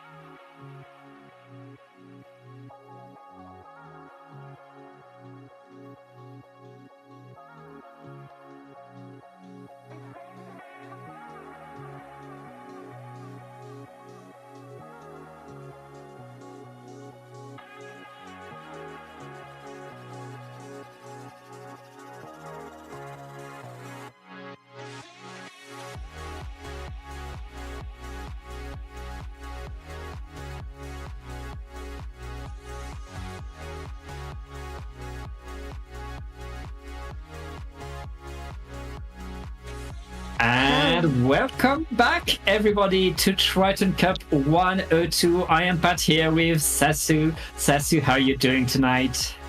I'm doing okay, Pat. We were saying, like, long time no see. It's been an outrageous amount of time since I've been like on the mic with Pat. Yeah, I think like maybe like a healthy 24 hours or so. So we are back at it again, and even more so, I'm even more excited because what are we looking at? Winners finals right now? Yes, we are in winners finals, or two undefeated teams of the tournament.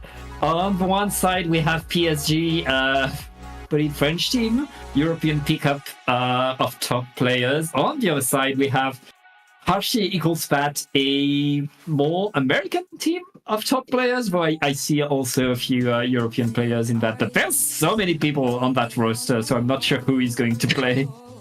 Yeah, it's very stacked. I think we're seeing the very classic Hershey pickup with lots of members kind of going in or out. I think this is very cinematic, having a mostly European team versus an NA team, similarly to what we have on the mic here. But looking at what we have in store for our first and second seeds, we will be heading first to Zones Mahi. What are you thinking about what we're going to see here, Pat?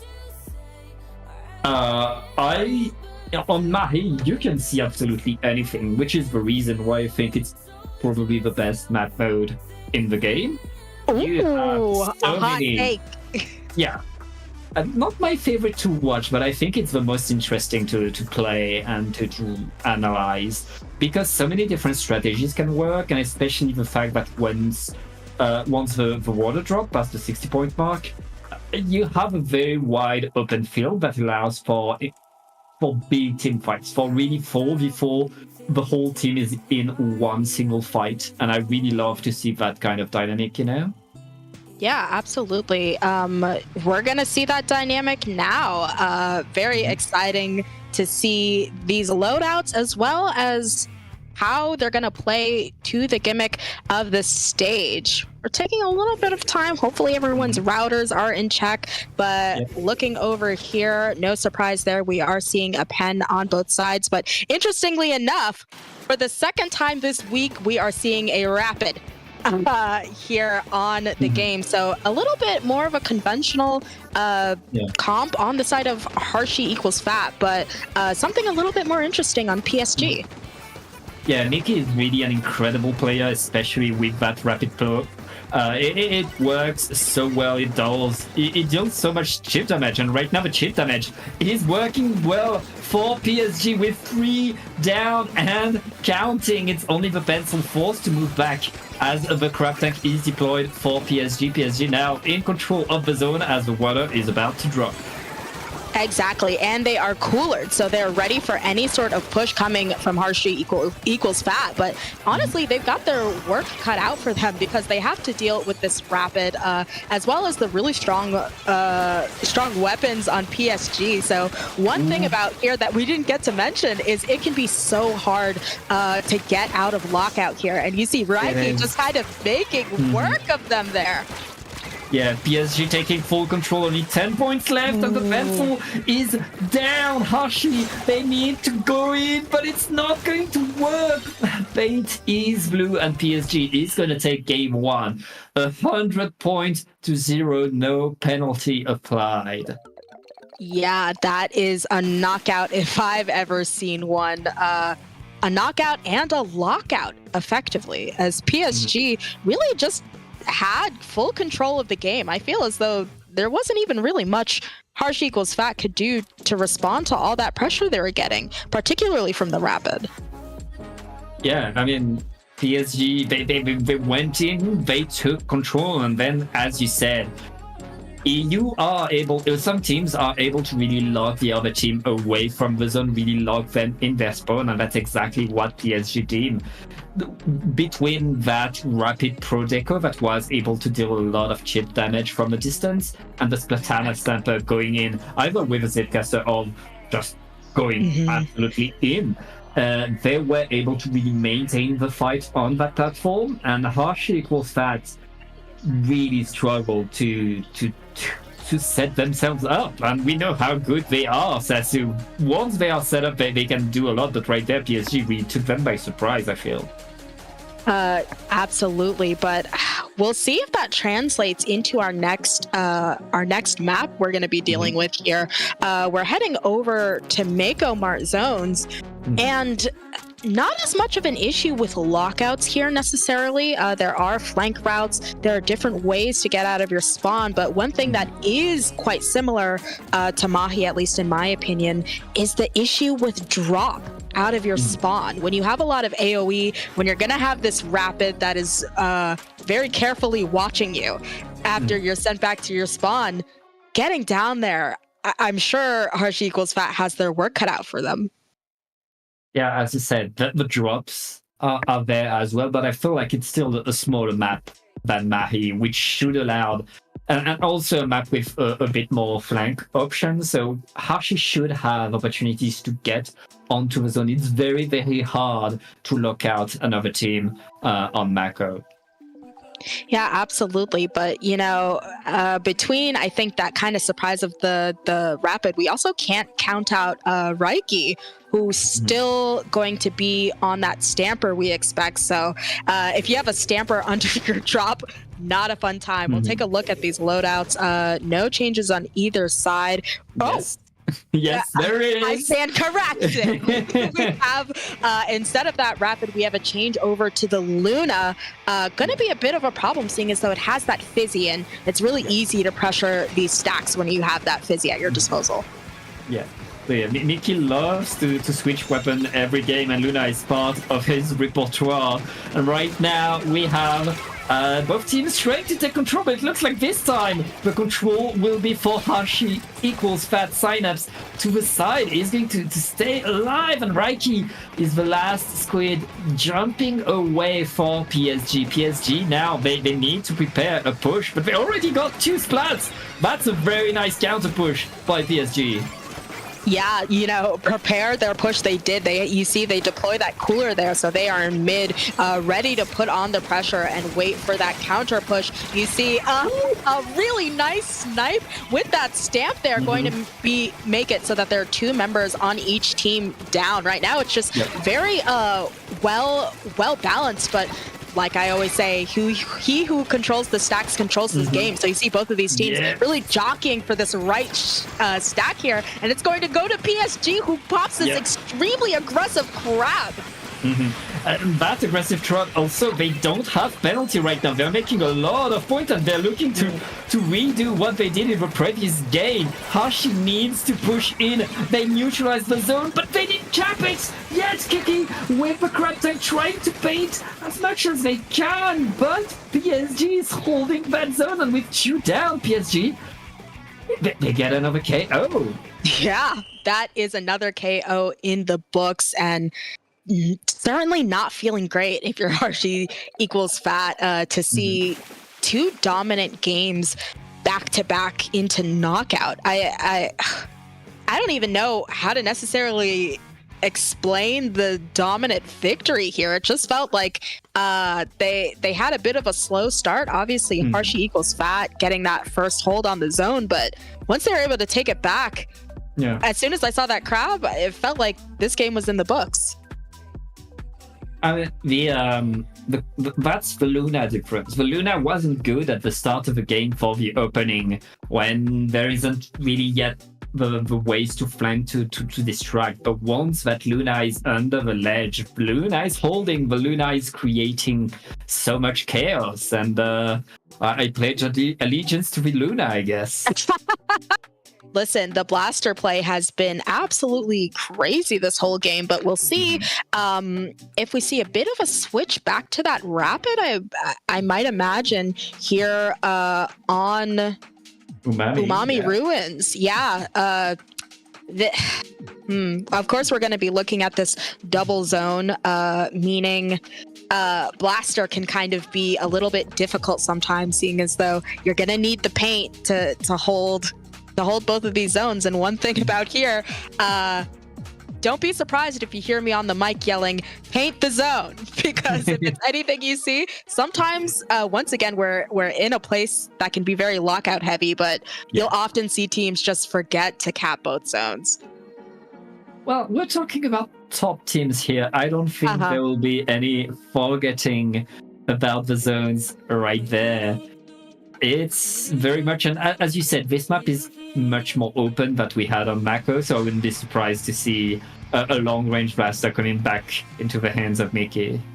Yeah, and we're going to take a look at these loadouts when they come here. I will say I've seen the toppity-toppest teams just push forward. So we'll see about that, but we see some very interesting changes here with a brush on the side of Harshy equals Fat for a bit more skirmishing and movement, but of more note, of course, is this Clash Blaster. And I don't think you know this about me, Pat, but I am a Clash believer. Are you? Well, you're in for a treat, because this is a top player playing a Clash, and right now PSG takes the control, checks the opening, the crowd is moved away, though Harshy equals Fat are still in the fight right there, but with 2 down, 3 down, it's only Kiki for Harshy right there. Kiki is forced to jump out and PSG takes control. Yes, but Harshy equals Fat definitely doing a great job of stalling that zone. They cannot have what happened in those other games happen again, where they just go have a straight line back. But as you can see, they're able to put the cap on that zone, putting a bit of penalty for PSG there. But with 2 members of Harshy equals Fat, they do have that crab open. They have the cooler out, but so far they're just not able to make this way forward. And not to mention, they have this Zuka online from the Clash Blaster, so they have their work cut out for them in terms of getting back into zone. Yeah, Zuka didn't find much, but PSG stays in control now. Kiki activating that grab tank from Snipe, but he's forced to jump to the side, and right now PSG is holding that zone. Harshy equals that only marked 1 point. There are 101 points left to score right there. Okay, they're able to get back into the game to apply penalty, but it's been hard for them. Yeah, but you know, of note, Harshy equals Fat, of course, they've been having a hard time, but that also means that they have no penalty. So they might be able to hold this for quite a while and be able to snatch the victory from the jaws of the end of this set, because this is match point. So you see currently a bit of specials coming out to try and hold the space. One member going down from PSG, and they're coming in closer to maybe tying this up or changing the lead. Yeah, it looks like Harshy equals Fat are able to hold their control, but they lose. As I said, that 3 down, and the jump is called. That's going to be rough. PSG takes back control of the zone. They still have the lead, but they lose their splash already, which means no crab tank yet. They'll have to wait a little bit more. This could be an opportunity for Harshy, but maybe not. Yeah, you see Reiki here not to be trifled with, even in this corner, still causing a lot of chaos. And you see them moving forward with this zip to try and take that space, but they do go down. And as you can see, PSG almost done with their penalty. Lana in place trying to neutralize the zone and give their team a bit more time to finally cap over this. They are very close, but they're not able to really access this left part of the zone. So until they're able to do that, not going to happen. But 3 members going down on Harshy equals Fat is going to mean that PSG able to take control of this zone once again, and time is ticking. They got to get to the zone. They got to get there fast. Yeah, the zone is still in favor of PSG. Penalty was not applied, and it's 2 down onto Harshy. That huge move, Mickey, just with the style points, like. Yeah, we see a bit of a drip pick moment. Style points at the end from Mickey, who has gotten the 3rd knockout, but notably with a Clash Blaster in their hands. You don't see that much. You don't see that all that often, and I salute Mickey for sure for getting that game in the books. That's going to be a clean sweep here in winners finals. Yeah, the PSG are going to go into grand finals with an incredibly strong 3-0 in that winners finals. Very strong statement. Harsh Equals Fat in that last game were able to get some retakes, were able to create some fights, but were not able to get enough control to get the zone. Which means, Sasu, that we're going to take a short break and we'll be back with the lower bracket. Absolutely. Don't go anywhere. We'll be right back.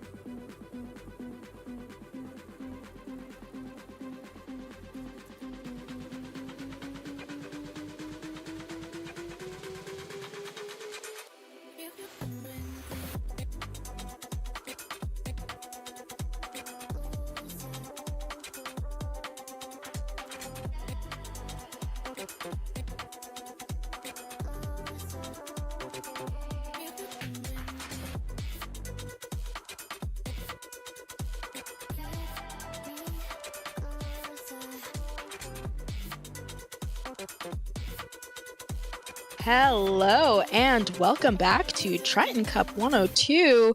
I'm Sasu and I'm here with my buddy Pat, and we're going to be looking here at our losers bracket, I believe round 5. Close one versus Firebend. Yes, whichever team wins this will make it to the losers semis. And because we are on loser side, Sasu, that means we're going to have to go through best of 3s. They are intense. You cannot lose a single game because, I mean, there's 1 second chance, but there aren't 2. Absolutely, and especially because we're in losers bracket. Second chances are few and far in between because you lose the set and that's just going to be it. We are heading straight into it here, looking at a pretty standard comp that we see these days. And interestingly enough, an edit, which I feel like maybe you don't see so often on a map mode like this. Oh, I was about to say that heavy edit was on the rise. Heavy edit certainly on the rise. Maybe I'm biased because I am an edit player and I actually changed to Tri-Slosher when I'm here. This is a very vertical map, and unless you are on a Nautilus or something that can hold a charge, you are inherently maybe putting yourself at a bit of a disadvantage on such a vertical map. But that disadvantage is certainly not showing. You see Firebend already with an early lead down to 80 as they're controlling these stacks and controlling mid. You see Silver getting a splat here, and yeah, 3 members going down. So with a clean wipeout, now everything is in the hands of Close One. Yeah, KitKat putting that sprinkler high up above the zone, and now Close One are in a lockout mode. They take the lead and they take the extra splats as well. Very nice moves by the Julies, maintaining a lot of pressure. That has used a lot of time from Firebend, who now need to run at the zone. They are able to neutralize the zone, but they're not able to cap it, and that could cost them dearly. They're not able to get it with 2 down on each side. The zone is going to stay yellow, Sasu. Yeah, very interestingly enough there, Firebend not able to move their way quite back into zone, but very critical actually that they're able to put a little bit of time there. You see the with that cap that they've been able to do, they do put a pretty healthy penalty on Close One, so they bought themselves a lot of time. And if you look there, Pat, we're not even halfway through this match. So they've got time to boot, and with I think a bubble online on the side of Firebend, was on the side of Firebend. Now they have to slow down and figure out how it is they're getting back into mid, because it looks like these drops are just camped. And Sasu, that time is running out. There is no penalty on Close One anymore. 30 ticks left onto the zone, but with 2 down and the strikes being thrown at the zone. KitKat is trying to get the cheeky snipe, but will have to move a bit back. Wait, no. KitKat is still holding strong. The rest of the team came back in, and all of Close One is already back onto the zone to fight some more. Yeah, I think it's very critical that KitKat does not go down there. Definitely able to hold that space. But listen, even though it stalls them out a bit, it is just not enough because Fireban able to go in here and take those picks, getting a double from that bucket. But you see the watchful eye of KitKat sending out that cooler for their team when they respawn and watching very dutifully that left stack there. But I think Fruk doing a really good job with this distraction, because in that time that they were there, their teammates have been able to get in, but with two of them going down, they're just not able to put more points. Yeah, the distraction was not enough. Close one able to reapply penalty and get back the zone. Now Fireban back to the drawing board, back to trying to push, to trying to stay alive to the side of the map. Very nice move by Base Temple, and with two down, but still KitKat to the side with that sniper, punishing it 3 down onto Fireban, and the close one are going to retake the zone instantly. Listen, I'm starting to think that the win condition for Firebend here may be just making sure that KitKat stays down, because they have been chipping away and getting a lot of picks. And you see KitKat being really a battle pencil on this low ground, really moving forward and making sure they can punish anyone who overextends or extends for that matter. Never mind over. So right now, finally, close one through their points, making their way out. The strikes come out, but maybe no one in mid able to capitalize off of that. So now we have a bit of a firefight, and those strikes are just going to come out too late because the zone is going to go into the hands of Firebend. Yeah, close one are so close to the KO, but Firebend are back in control of the zone. They lose their stamper already, as Firebend need to defend now, need to keep that zone. There's only 20 seconds left, and Firebend cannot afford to have penalty applied. 3 down onto close one. Only the June is left to fight to the side. The crab tank is activated, but alone completely. That's a nice delay, but can close one come back in time to paint? Everybody's painting, Sasu!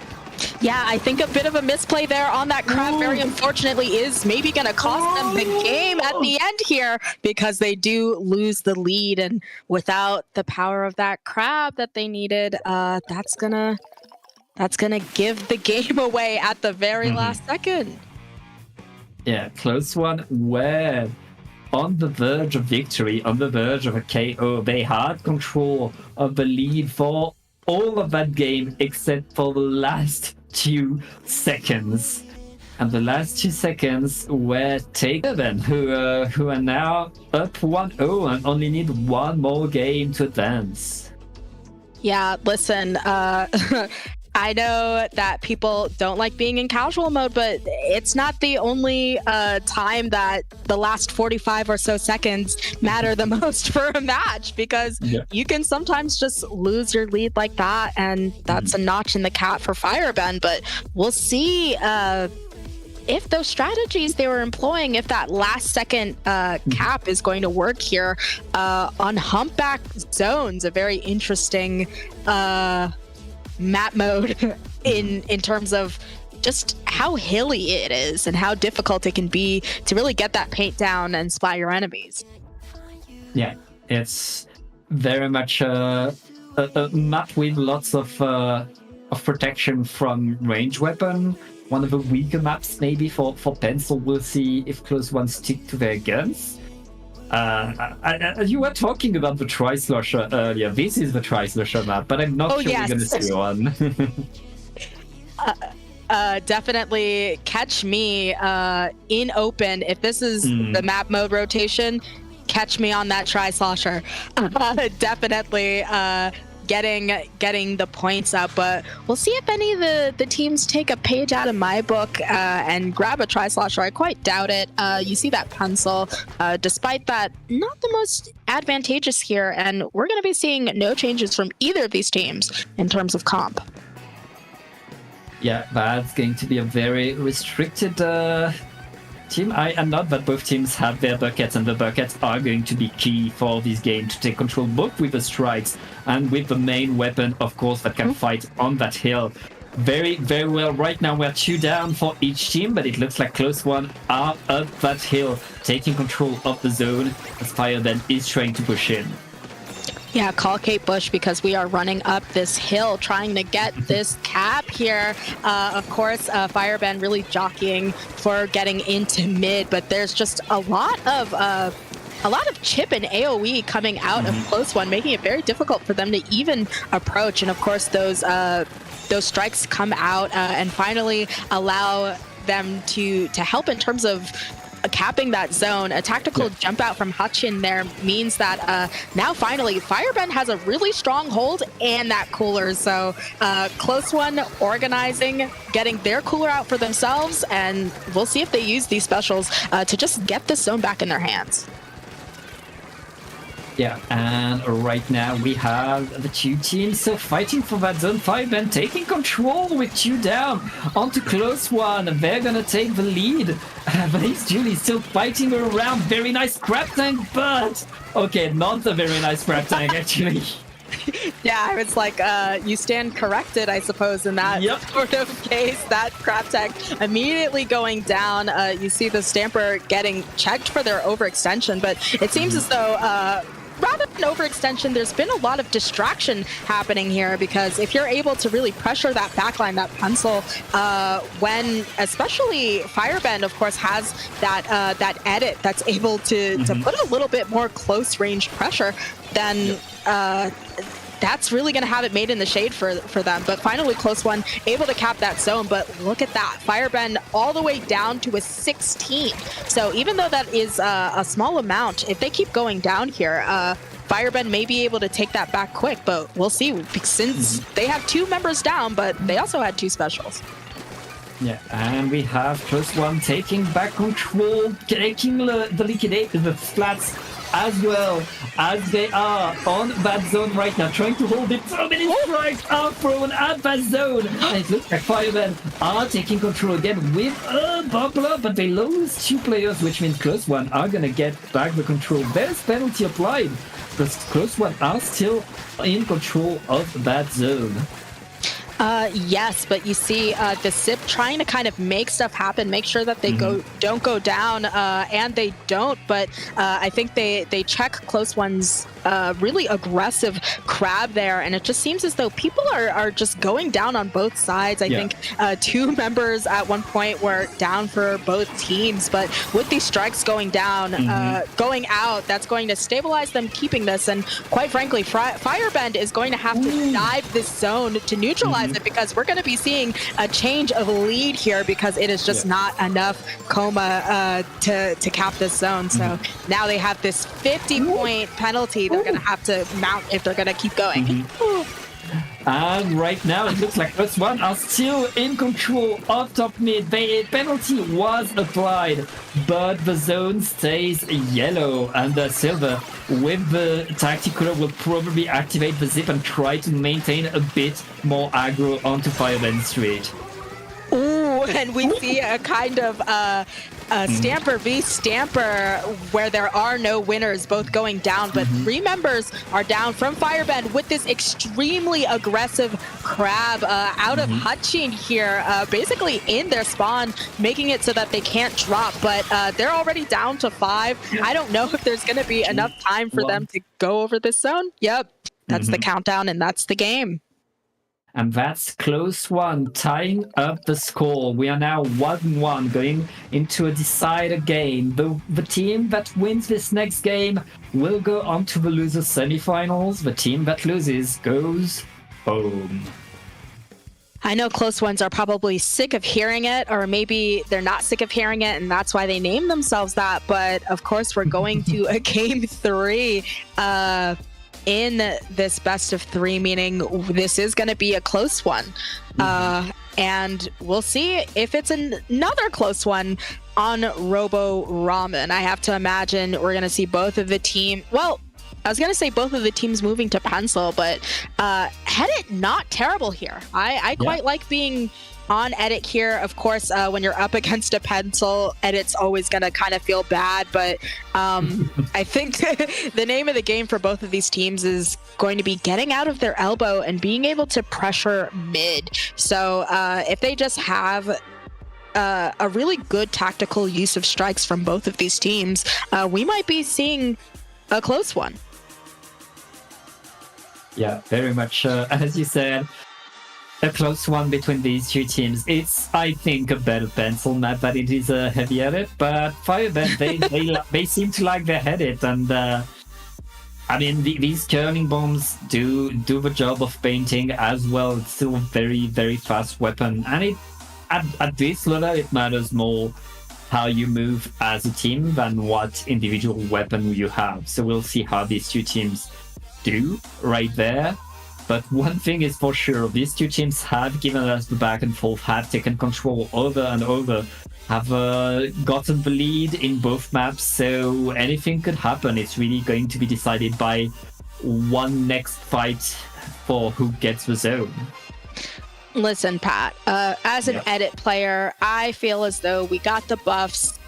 We got everything we needed in order to really cement edit as the premier cooler weapon. And yet, we're still seeing so much pencil. So I'm going to have to always hope that I see that edit in the loadout. And I get it. Coma still on that edit. No changes from either teams. And both these teams, it's going to be a race for mid, some jockeying for picks, and then we'll see who gets the zone.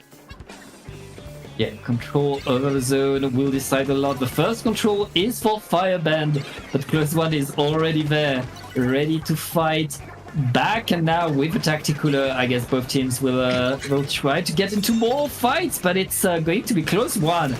Getting the better of these fights with 3 down on to Fireband. Yeah, that was some crazy patience from our point of view. It was definitely looking like both teams just kind of hanging out in their elbows, not really pushing up from their chokes. But of course, close one able to get those early picks, meaning that they're already down to 60 with little to no pushback from Fireband. And look at how many of their specials they've had active. Of course, that crab and that zip. And even though Fireband has those strikes that are going to come out now to try and take their elbow, they're just not poised and in a good position. That's such a huge opening for close run right now. Fireband need to run out that zone. Only 26 left, Sasu. But here comes the splat. 2 splats on to close one. Fireband lost 2 players. They applied penalty, and at this point, it's all that matters. Yes, not to mention that close one not able to flip that zone despite their advantage. So right now they are not putting points on the zone up until now. So finally they're going to get started on that 60-point penalty. But I think that Fireband still putting a lot of the pressure. They have this bubble that's not necessarily going to be super useful for them. So they're going to have to set up their junior, set up a lot of their specials for this retake, which is going to be very important for them. And Fruk has just been getting these absolutely critical picks so far, because it seems as soon as Fruk gets that zip, Fireband is able to take the zone. Yeah, but right now it's 2 down onto Fireband again. I feel like close one are just going in stronger, getting more of their pushes. As Silver is answering the call, both of our Stampers are really the playmakers of this team. That's what you expect from these weapons. And right now, we have close one back in control, and Fireband waiting for the end of that crab before they can push. Yeah, and you see one of them going down right before that push. They are moving up with that bubble and those strikes. So really smart use of their specials, but unfortunately losing. They cannot afford to be losing their 1v1s that they are. Hachin along with their pencil able to cap over that. And even though I think that Fruk along with the rest of their team is going to be able to paint over this and get started on these points, they are just losing valuable time. So you see that they're trying to push up to this elbow, trying to lock them out, much like they've been locked out the whole game. But with them going down, even though 2 members are down on close ones, I don't know. I feel like they have the specials and the positioning to maybe get this zone back. Yeah, and right now we have a lot of points being scored by Fireband. the crab tank activated inside the bubbler now. That's something. And right now, Fireband defending the zone pretty strong. They keep the zone. And Close One are struggling to paint over. Just 1 point difference. And Fireband have the numbers to get the lead. As Close One right now are struggling to get back in. They need to apply penalty. They need to do it now. There's only 10 ticks left. Listen, Hachin, these crabs have been very, very scary, very spooky where they've been positioned. But as you can see, those strikes do not come out fast enough. And that is going to be the end of Close One in this tourney. And just like that, Fireband eke out the win for this best of 3 in losers. Yes, very nice game by Fireband. We had a very close set between these two teams, but only one team can move forward onto the losers semifinals. Congratulations to Fireband. You get to play another set, and we'll take a short break so we can make the lobby, and we'll be right back.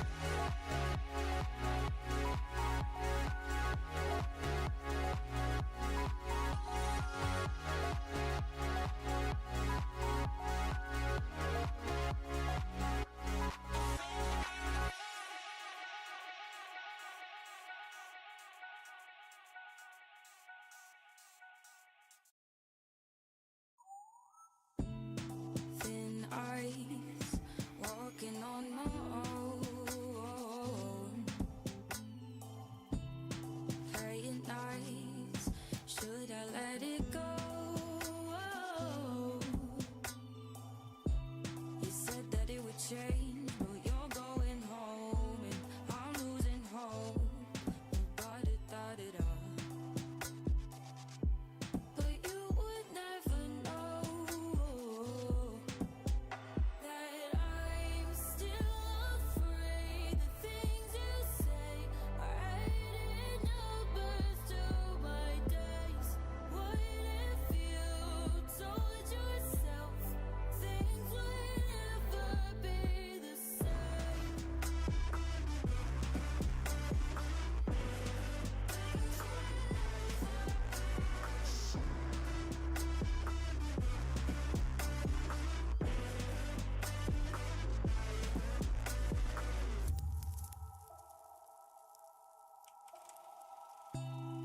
Countdown, feel the ticking in my ears. No,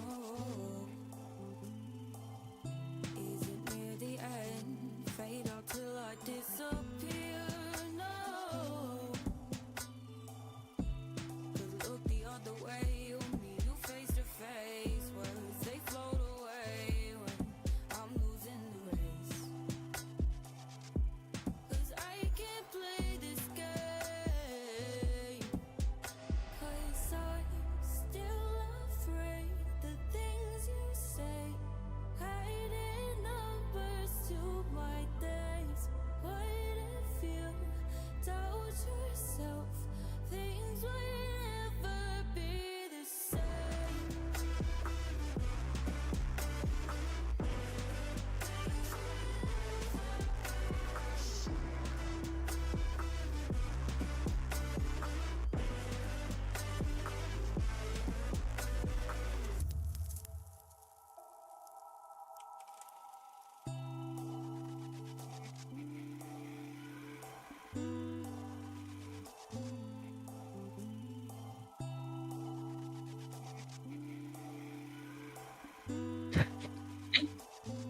Hello and welcome back to Triton 102. I'm Sasu. I'm here with Pat, and more specifically, I'm Sasu in your pants. And Yeah. interestingly enough, the place in which I reside, my pants, Yeah. is here to play in these loser semis. I guess your pants or my pants. I'm there to play something we did not expect, but here it goes. We're gonna watch my pants go against Fireband. We already saw Fireband play incredibly well in the previous set. Now they have to face my pants. It's another best of 3, which means it's another really, really tense set indeed. Winner of this will go on to the losers finals.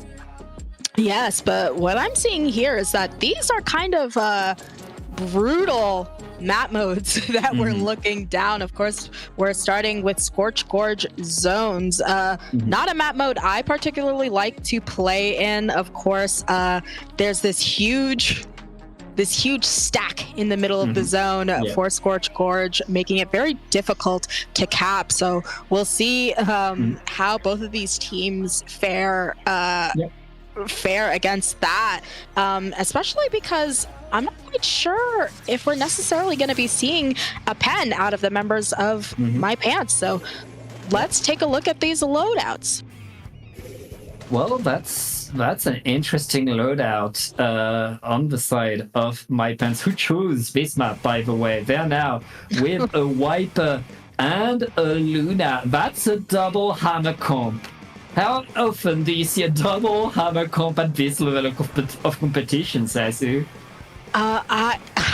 Not often, but also two members go down from my pants, but they get them right back in because 2 members go down from Firebend. You have Cakes on these dualies trying to kind of jockey and take this space, popping Crab here in mid to try and get members. And I think that might be looking not at a wipe, but with 1 member left, it effectively is kind of a wipe. So while they kind of try and clean up this last member here, which Cakes does do, their points are ticking down, and my pants has an early lead on the zone.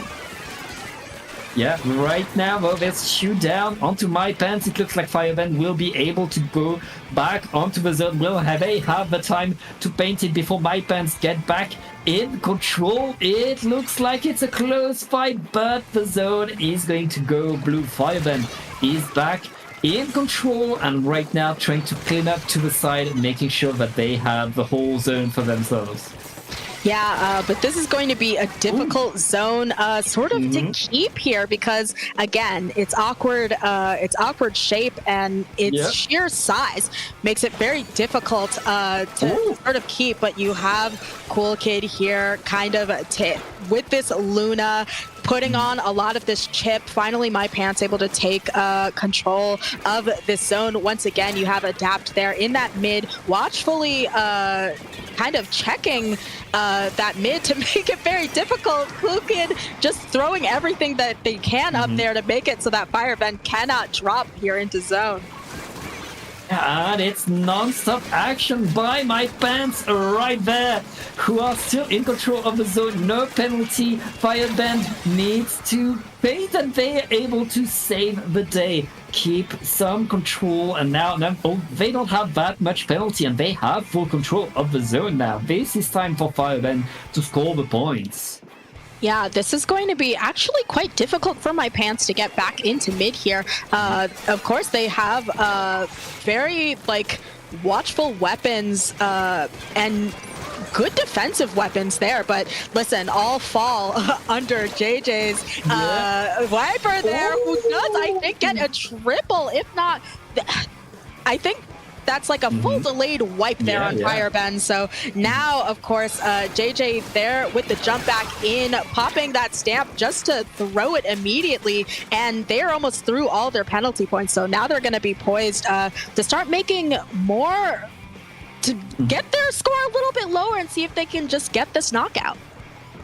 Yeah, my pants lost 2 players though, and here comes Bazitkas to distract while Virginia is trying to paint on the zone, but Monday with Virginia is called out. My pants are holding that zone. It takes so much to cap to apply a penalty right now. The strikes are going onto the zone, but they're not enough to cap, and my pants are back in control with 3 down onto Fireband.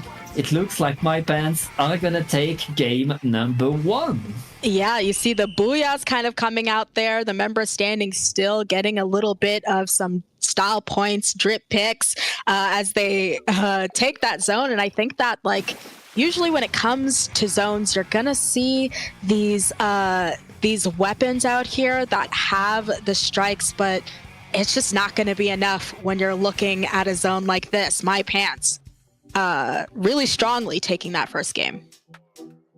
Yeah, very nice control. Fireband were in the fight, but this map is so awkward.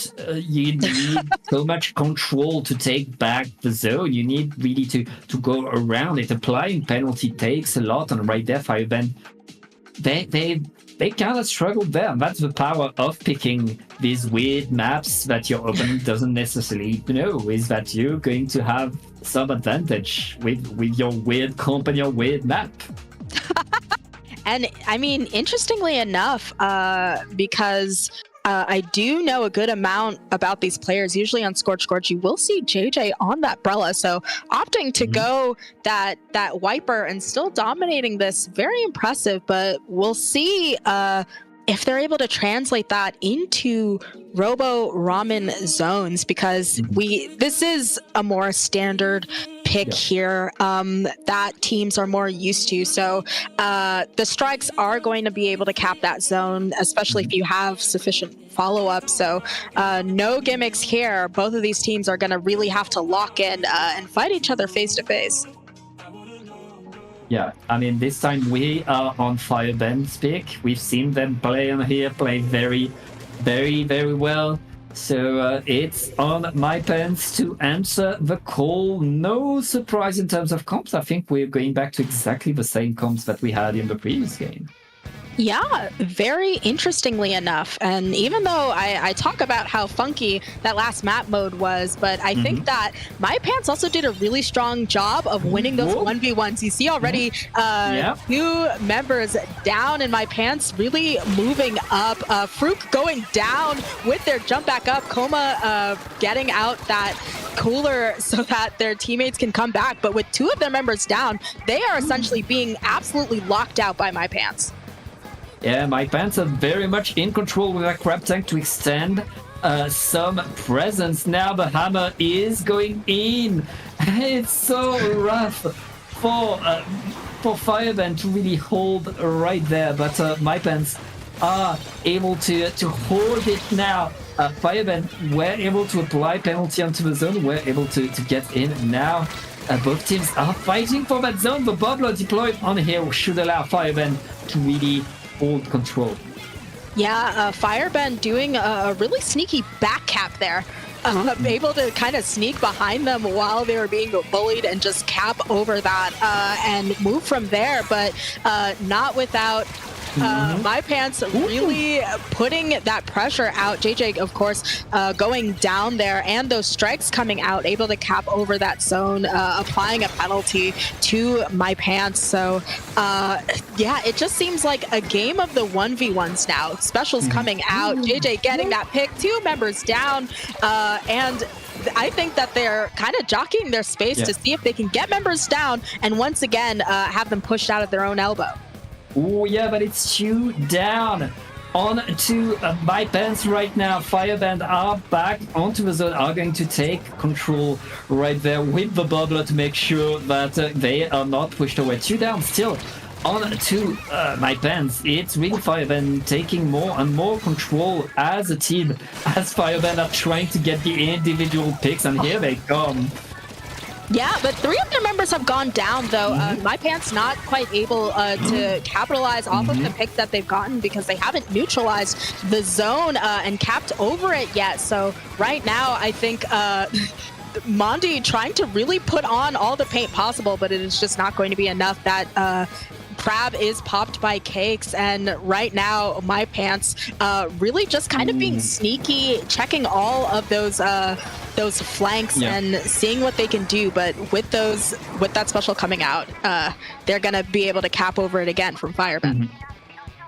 I mean, it looks like Firebend are holding pretty good control over the zone right now. JJ is behind everybody with that weapon, but not able to find the fight they want to get. Oh, here comes the hammer! Punished instantly! And right now, Firebend on their way to get the lead as my pants are struggling to get in. Yeah, I think maybe, unfortunately, just not really going fast enough there, because they do take this back with ease, but now they're going to have to eat through those penalty points, and you have Mondi there really putting out that paint before going down. So right now, My Pants has finished all of their penalty points, and I think that they're well poised. Oh my gosh, an absolutely stylish pick from JJ, really waiting for someone to be in position before throwing their hammer. And who says hammer sucks? Not anymore, not in JJ's hands. Yeah, well, hammer shenanigans go right now for My Pants. Fruit able to cap the zone with the help of the strikes, but My Pants are back in control again. We are entering the last minute, and My Pants have taken back control over the lead of the game.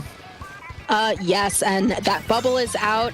It feels as though Firebend really doing all the things on paper that you need to do. They have that bubble that My Pants does not have access to. They have those strikes, and yet they just haven't been able to really keep the zone once they have it. You see 3 of their members going down. Who is that? Oh, I thought that might have been Cakes. That's a Lunar Blaster in that bottom right, really cleaning up, but I don't think they have enough time to get back into the zone. That's going to be another win for My Pants and the entire set, actually. I guess these pants were not on fire. Surely not. Obviously, I am Sasu in your pants. Them being My Pants, this is where I am. And, I don't want to be so toasty. So I think My Pants... maybe they are on fire, because that was a decisive set for them, and they proved, listen, whether it's on our home court or yours, we still got it.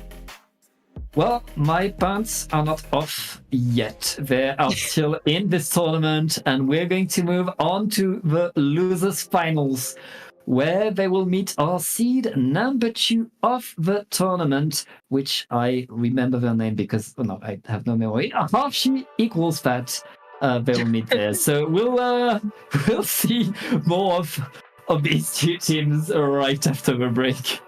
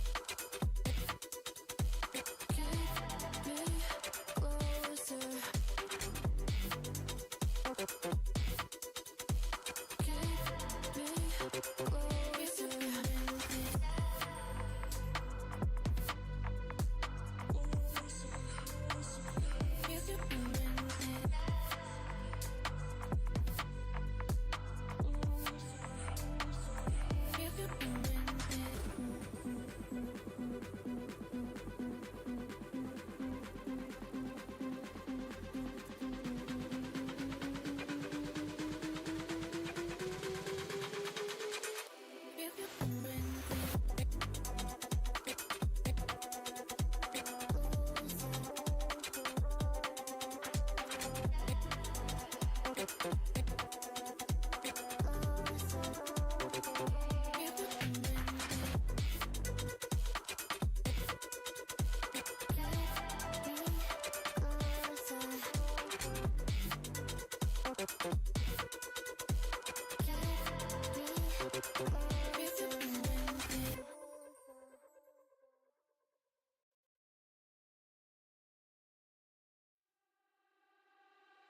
got nothing to hide.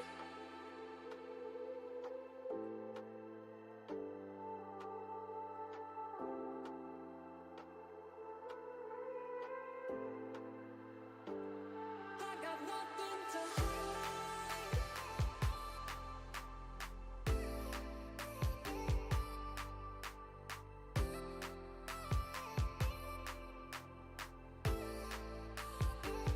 I got nothing to hide. Nothing, got nothing to hide. Nothing, got nothing to hide. I got nothing, got nothing to hide. I got nothing to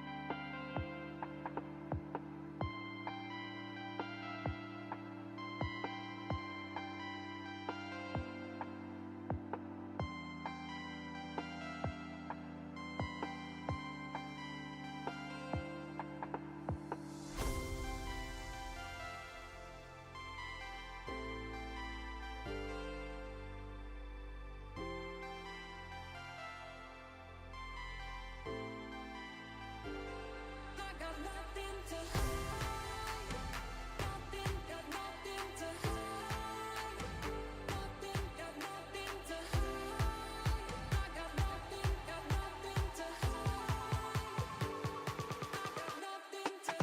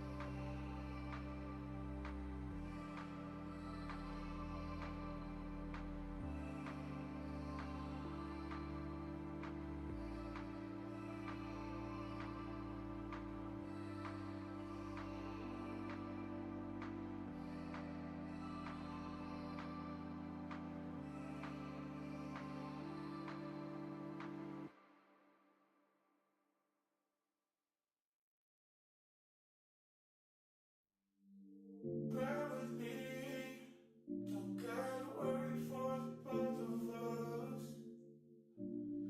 Put you in the driver's seat, don't gotta hurry in the name of love. Put you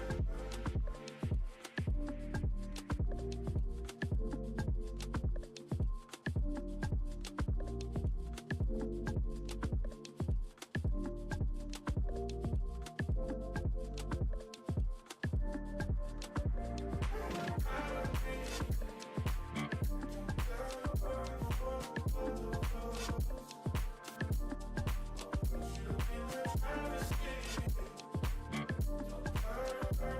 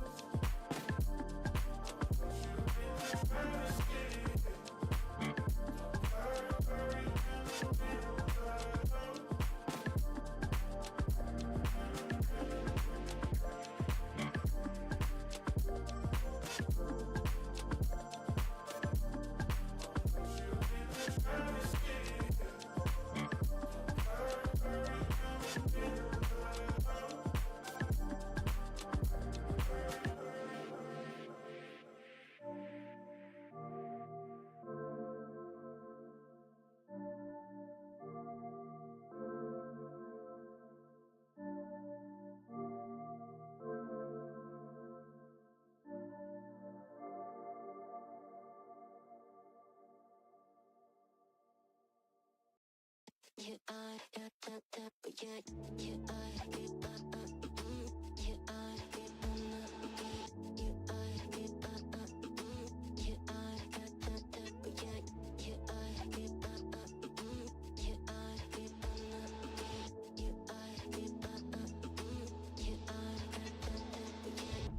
you. I'm used to waiting. Are you? Would you be waiting there too? I'm used to staying. Would you?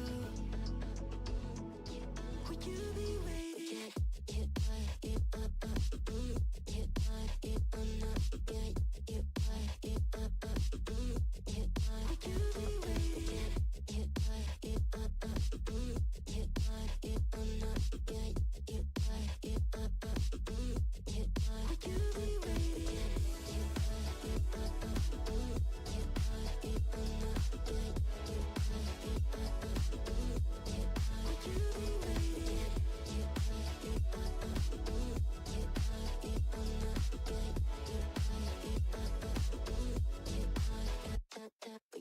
Find you. I'm used to waiting. Are you? Would you be waiting there too?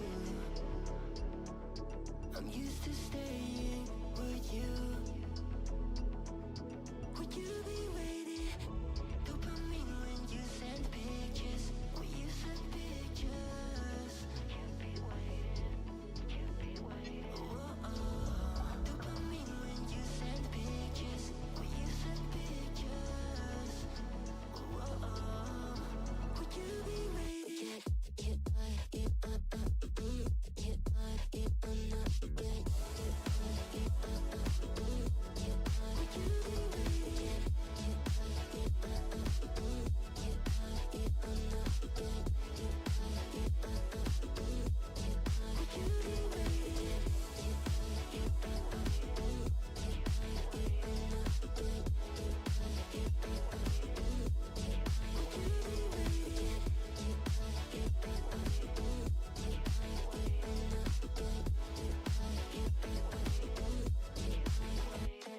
Find you.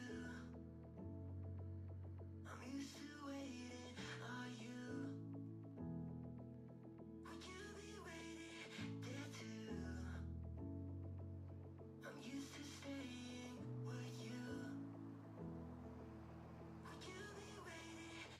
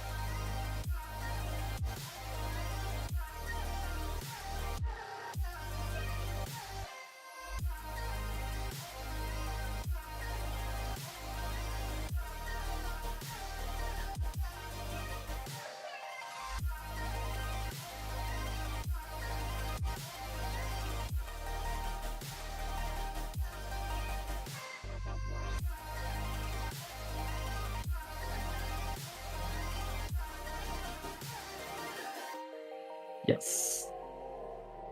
And we are back with Triton-Cup 102. We had to wait a little bit because Hashi equals Fat, despite having 1 million people on their roster, couldn't find 4 people to join the room. But finally, they're all here, ready to face my pants. I am Pat here with Sasu. Sasu, how are you doing? I've been knitting. I've been in my old lady bag. I've got my yarn, and I was just like, I'm just gonna knit as I wait for Harshy equals fat. Quite frankly, those are skinny margins. Not able to find one member. Skinny move from Harshy equals fat, I'd have to argue. Yeah. Very, very, very skinny behavior. I'd argue from Harshy equals fat, but we've got my pants also here, and I can tell you, Asasu, in your pants, I'm looking around. Yep. These pants are also skinny. So, but talking about these map modes, we'll be heading into right here. Zones, mid-speed zones. What an interesting map mode. What do you think about that, Pat? Hey, earlier we saw Scourge Gorge, and we talked about how going to a weird map that the other team is not used to play on can really play to your advantage. And right there, we see the pick by Harshy equals fat, which is Mincemeat Metalworks, and Harshy equals fat. They have a good sniper. So we'll see if that pays off on this map. Having the better sniper is usually a huge advantage. Yeah, I have to imagine that's really part of the pick here. I suppose there was an issue, so we're gonna we're gonna be sent right back into the lobby. Despite being in the lobby for quite a long time, we've just somehow managed to be sent right back. So once again, I'm picking up my knitting needles. I am joking, but I have to wonder what my pants is thinking in terms of how this is going to shake out, because I definitely do not want to go up against a leader in a place like Mincemeat. I mean, right there, I see some discussion in chat. It looks like score has been reported for my pants, and I am not sure I understand, but Harshy equals fat are conceding game one. Oh, maybe because they were late. Or I'm not sure. We'll see what's happening. I think they lost their player. I'm not sure what's happening. Honestly, I would not be surprised if they're conceding that first game. I think Harshy equals fat may have been over the time limit that people are allocated, or rather teams. It's not a matter of time limits. Basically, Harshy equals fat. They thought they had 4 players, but one of them got taken by some IRL stuff, and they had to cancel the game. And now someone was AFK. And now they're struggling because they're not sure what to do. So begins the timer. Because I think even if they're not quite sure. Well, firstly, I think they may have to find a sub if there are any active subs for them to get. But I think even then, they're kind of racing against the clock, no? Because I think there's only so long that you can make another team wait before you have to concede a set, if I'm not mistaken. So unless my pants has a lot of time on their hands, I think they may, if they're not able to get that sub soon, they may be over a time limit and they may get rule booked. So, which, Okay, so we're getting notified by they started the next game. It looks like Harshy equals fat has all their player. They conceded game 1 because of all that, but now it's time for game 2, which is going to be on to my pants' pick, which is Gorge. We saw them play very well on here earlier, so now they have to feel pretty confident. They got a game for free, and now they're going onto their map. Yes, they've got this home field advantage, and super huge for them. They don't have to look that leader in the face. So far you see both of these teams really getting into mid, trying to take that space. The SWAS going down early, but we've got losses on both teams. And even though Harsh equals Fat has lost more members in 2, I think that Crab being active was able to earn them the zone. But Cake's coming right back with that Crab, is putting a lot of paint down and a lot of pressure. So right now, everything in neutral, but with Obstapa being able to put down the hurt, but not enough hurt, because My Pants does take the zone, and Cake's really locking in there. 2 of their members down. We might see a change of hands. Yeah, they had a huge change of hands for Hashi equals Fat, who get the wipeout, and they already send their blaster ahead of the zone into enemy territory, with Kiki assisting with the Crab Tank. That's really Hashi equals Fat, taking a lot of control over that zone, Sasu. Yes, especially. And My Pants doesn't have something more traditional, I think, like their strikes to kind of send out there. So you see they're putting on a lot of that paint, but also of note, Harsh equals Fat has a Nautilus. Who is sending out that storm there, and I think that's able to put on a lot of chip and put down several members of My Pants. So right now they are down to 25, and we know how hard it is to paint this zone, but I guess it's not that hard, because My Pants really decisively takes the zone, and with 2 of their members going down, they stop this huge push. Yeah, they needed to take it, but that's all they did, Sasu. 3 down onto your pants right there. And that's Harsh equals Fat taking back control, getting the jumps back in, and they're back in control of the zone. And My Pants are back to the drawing board, back to trying to push in to take the zone. Yeah, Cakes is popping this Crab, which is going to be very important for this retake. Doesn't get maybe necessarily a massive amount of use out of it, but right now, My Pants, 3 of their members are going down, so I think that Harshy equals Fat is going to be able to take back the zone, and they are almost through their penalty points. So I gotta be honest, I think Lana on this center stack being able to really chip away at everyone is putting a lot of the points down for Harshy equals Fat, and you see with a bit of style points there, Harshy equals Fat taking that game. Yeah, very nice game won by Hashi equals Fat, tying up the score. We are now 1-1 in this losers finals, and I mean, rough one for My Pants. Really struggled to get back onto the zone, even when they were able to paint the zone and apply penalty. Hashi equals Fat was respawning and winning the next fight to push them away again.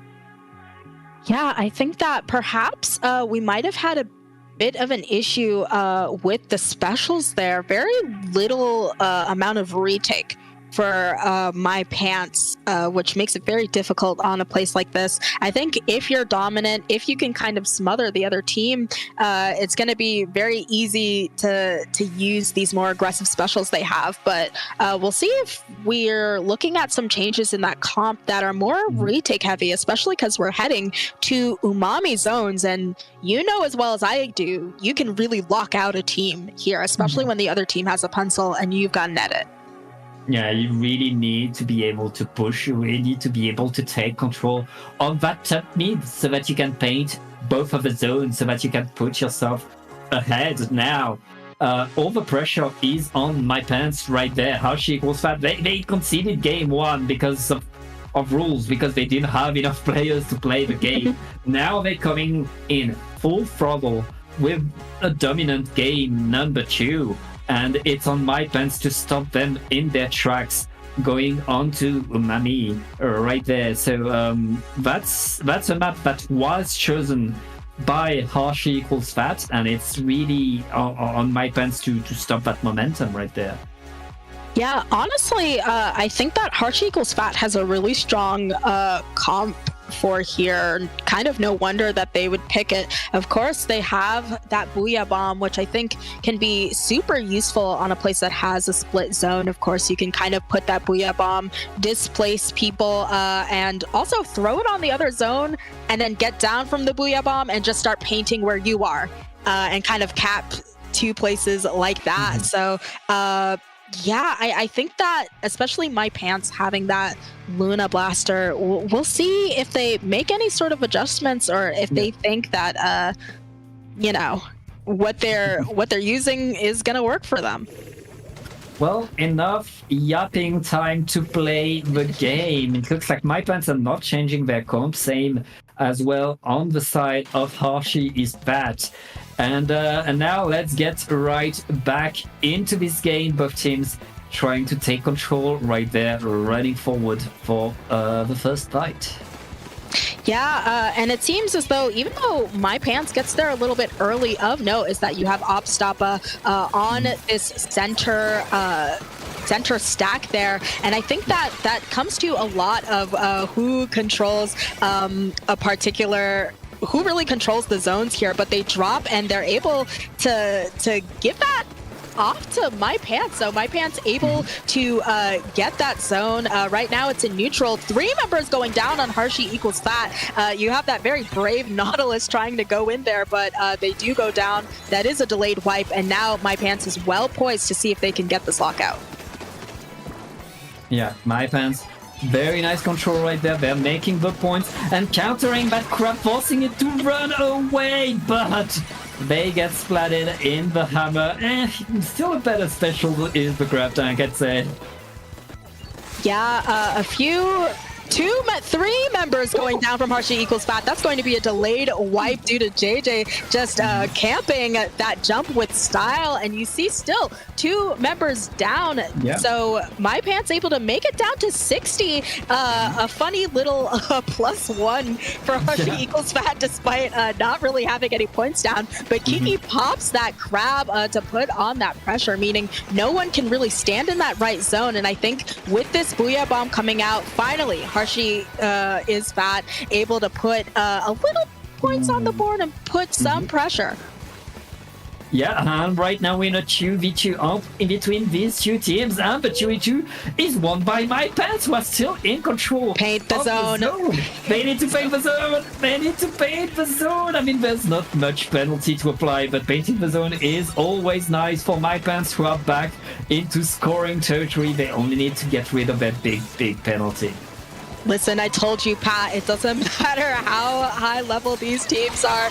Sometimes they just get excited and just don't paint the zone JJ! like they do. But JJ gets that massive pick on that Viper with that stamp. Enough members go down and they get the wipe. Kiki has this crab open, but we had a kind of crab v crab there with Cakes, and I think right now Hashi is Fat is effectively locked out, so they're doing everything in their power to move back in, and in their power is this a double coming out of your ball, but not without JJ paying them back. This is crazy, Pat. Yeah, and it's time to paint the zone. It's only the S-Blast for Hashi equals Fat, trying to maintain some presence for Hashi, but I mean, My Pants right now, only 10 ticks left. They're holding the zone strong. Hashi equals Fat, they need to run forward, they need to cap the zone. They got one, but they need to get both if they want to apply penalty, they want to stay alive. JJ gets the punish with the wiper, and the penalty was not applied. That's going to be My Pants taking more control, getting game number 3, and suddenly My Pants are 1 game away from grand finals. Wow, with a stylish pick from JJ at the end there. Wow, what a display of Splatoon skills we were just privy to. Lots of great plays from both teams, quite frankly, but of course, My Pants super dominant there in that map mode. And if I'm not mistaken, that was Harshi's team that picked that map mode. So I think My Pants really well poised going into this game of Barnacle Zones, but Barnacle Zones is quite the unforgiving map mode, especially as it pertains to wipes. So it's not over yet. It is certainly not over. My pants really able to find the pop-ups, the picks, the splats that they needed to get ahead of the zone, to get all the control right there, which means they're up 2-1 against Hashi equals Fat. And okay, I'm like, there's news coming from the Sendu chat right there. I'm not gonna say everything I see, but I think there's a sub in for Hashi equals Fat, because one player's got into a fight with their parent, and a main monitor has been broken. Listen, happens to the best of us, I suppose. Sometimes it's just one of those days, and your monitor gets broken. But more importantly, a sub is coming in with time, which is, I'm glad to see. Of course, Harshi's pickup has several members on their roster.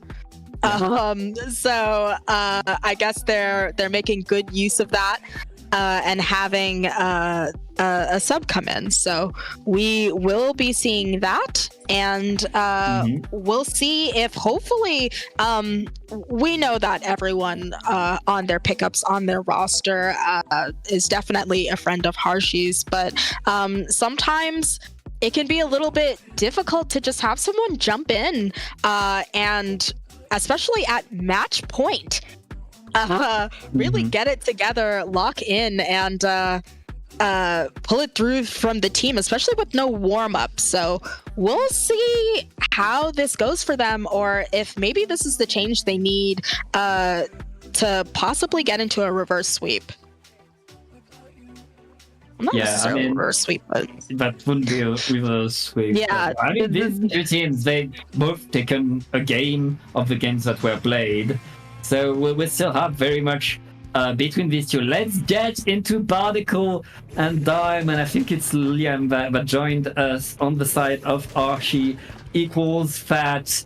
And if you're mad about that name, blame Kiki. yeah, both of these teams gonna be rushing to get into this mid and see if they can get some chip, get some picks, because when it comes to here, both of these teams are gonna have to be playing for life. You do not want to go down. And speaking of going down, Opstapa down, 3 members down for Harshi is Fat. Only their Stamper in, Liam the sub in alive, trying to keep this space, because they know if they jump out, if they back down, that is going to be quite the fight to get back in. They do eventually go down. Right now, My Pants has to paint over this and continue their control.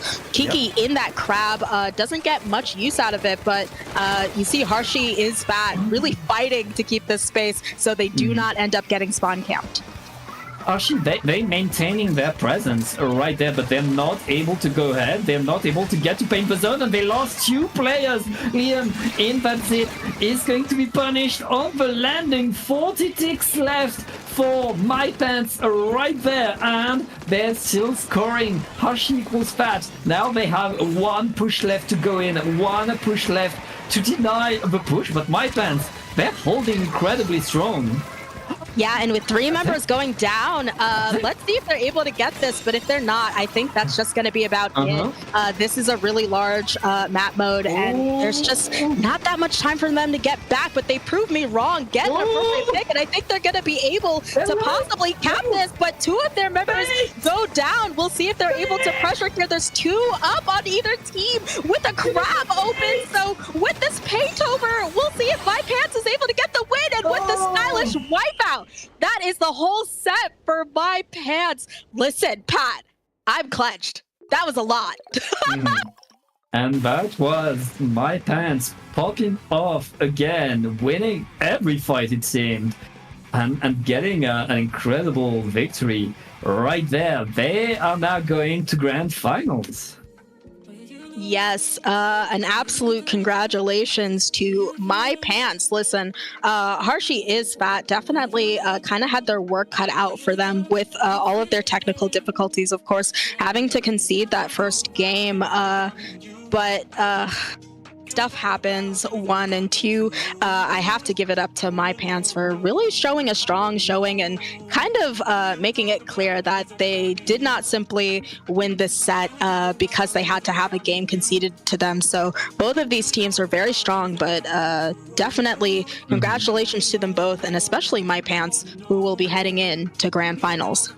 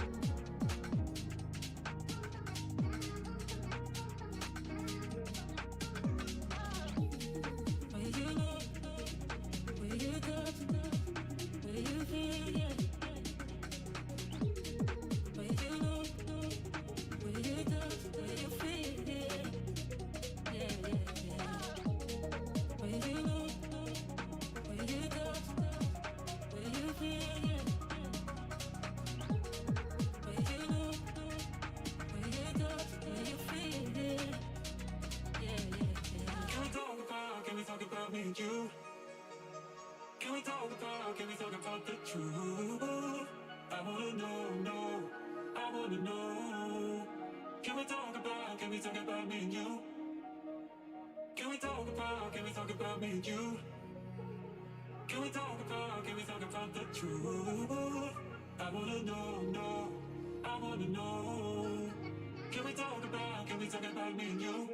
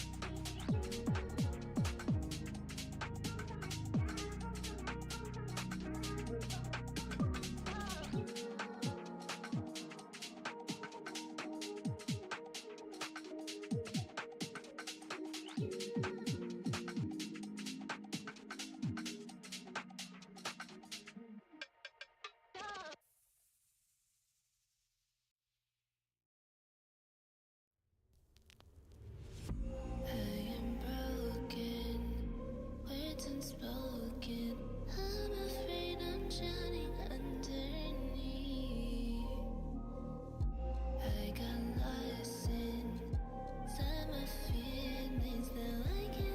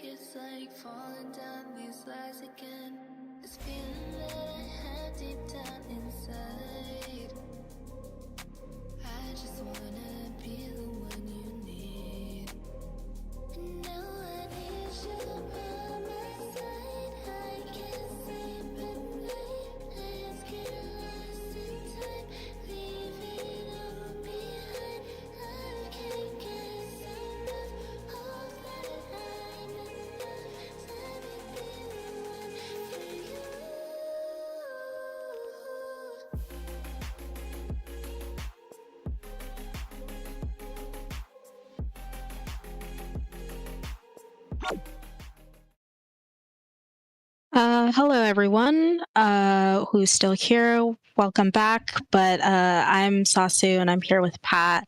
We wanted to take a moment before getting back into things to have a really respectful moment for a member of our community who did pass away.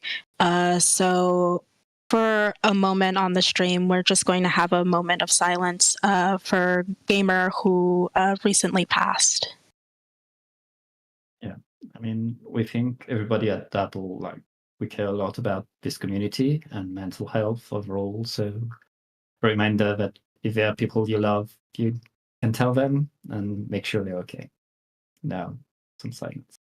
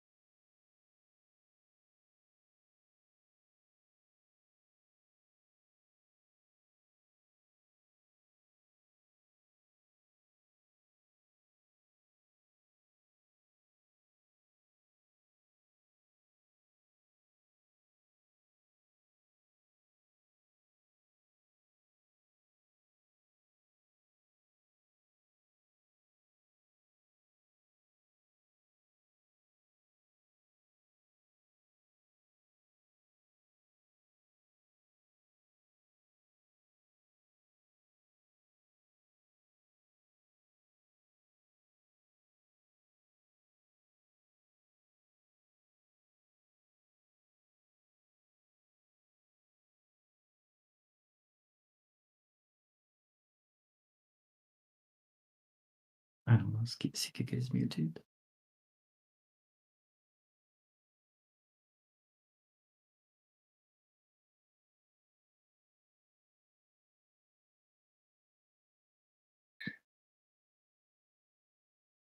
Thank you so much for taking that moment of silence with us. It's extremely important to cherish each other while we're still here and love and check up on each other. So thank you for taking that moment. Yeah, thank you a lot. It's important, yeah, it's a community, and be here for each other, and now be here for our grand finals, which is still a happy moment that we need to celebrate. Yes, we will be heading into grand finals shortly, I believe. So we'll have that. We'll have those graphics here ready for you. We are looking at not my pants versus Harshi equals fat, but I think actually my pants is versus PSG, if I'm not mistaken. We forgot to update the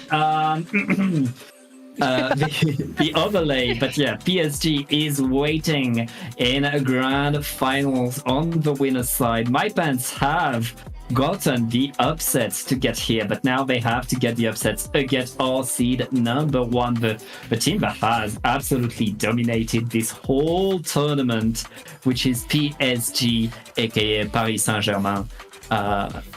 And so yeah, and it's you changed the wrong name. we listen. We're getting there. I think maybe I'll let Pat handle what Paris Saint-Germain. PSG. I tried. My pants. Now that's my territory. Mine more than anyone's. So yeah, we will be looking at the extremely dominant PSG versus the scrappy underdogs, in this case my pants, here in grand finals, and I'm excited to see where exactly they're going to be playing. Yeah, I mean, there's a lot to do, I believe. And we're starting with Hammerhead Bridge. I have to imagine. I don't have Sendo open in front of me, but I have to imagine this is a pick from my pants. I know. Is it not? It's not. It's not? It's PSG? Yeah. So, okay, the thing about PSG is they have one of the best snipers in France, if not Europe. So they like long maps with lots of viewpoints for a good pencil. Here's what I will say. JJ on my pants does love this map mode, despite not being a sniper player or having any snipers on their team. They just like it. So we'll see if that pure love for the game will be enough to eke them out the win up against a very dominant weapon on this particular map mode. Taking a look at these loadouts, instead of a sniper, we do see, well, yes, a sniper, a pencil instead of that leader that you might be expecting to see here, and the regular loadout out of my pants. We see early picks on both teams, Cakes going down, I think Reiki going down, but my pants kind of moving forward and able to cap over this zone, but not before going down to this well-placed crowd. It is a bloodbath already. And the bloodbath is still on right now. Both teams still fighting for the control over that zone. Case is going to be splatted, but that's two down onto my pants. And Paris Saint-Germain are going to take control over the zone, set themselves above it. They have a crab tank ready to push everybody from my pants away. My pants, they're forced to super jump out now. I already see Mickey trying to run in with that blaster as my pants now need their way back in. Yeah, and you know, my pants does not have anyone really with an extreme amount of range like PSG, so they have their work cut out for them as it pertains to getting back into mid, not to mention you don't really have strong flanks, but you see kind of getting it checked there. I think I'm only realizing now, once again, they're running that they just, my pants does not have the strongest retake, so this is definitely very tough on them as three members go down. Yeah, my pants, they need the hammers to work, but PSG, they know how to counter the hammer right there. It's not going to work, and that's a quick KO for the PSG. Yeah, honestly, seeing as though one team had a charger, I think this could have been certainly a nastier game that we were looking at here. But yeah, I think that once you have a weapon that can get that chip in and get those picks from far away, you know, what do you really do on a hallway map like Hammerhead? Yeah. And my pants, they had the plan, which was to activate hammer and try to get the hammer magic, where sometimes it gives you lots of picks, it creates something magical. It didn't work there. Paris Saint-Germain were there to really counter them every step of the way, to splat the hammers as they were activated, not letting them really create their game, really get their pop-offs that they rely on to push, to get in. So now going on to Scourge Gorge, a map that was chosen by my pants, where we've seen my pants play several times. They need to make that hammer magic work, and going against PSG, that's going to be a rough one. Well, yeah, I think we saw them lose this map mode up against Harshy's Fat, right? So my pants going into this, not necessarily unstoppable here. So even though I know everyone's been going the same sort of comps here, but I have to wonder if we're gonna see less of a reliance on those stamps, seeing as though the way it kind of went down before. And once again, we're seeing a major issue as it pertains to retake. I mean, the major issue that MyPants is facing is that they are facing PSG, a team that absolutely 3-0'd and destroying Hashi equals Fat in winners finals. I mean, they are by far incredibly strong and favored to win right there. It's an uphill battle for MyPants. They've shown that they were able to maintain some fights near the zone on the bridge. Now on Scourge Gorge, they need to get the big retakes. They need to be able to get the splats around the zone so that they can take control. Very true. But, MyPants, they can't just lay down, die, and take it. So they're going to have to mitigate a lot of the harm coming in from PSG if they hope to keep their dreams alive. Not to mention, they are coming from loser's bracket and are looking for a bracket reset. And up against such a strong team, they have their work cut out for them for sure, especially up against this change to a rapid. And right now, it's already one player down onto PSG. It looks like MyPants has a decent opening in this map right there. PSG kind of struggling, activating the Crab Tank, but the Crab Tank is denied by the Wiper, and it's MyPants taking control of the zone this time. Now, can they keep that control? They're not able to deny the ledge yet.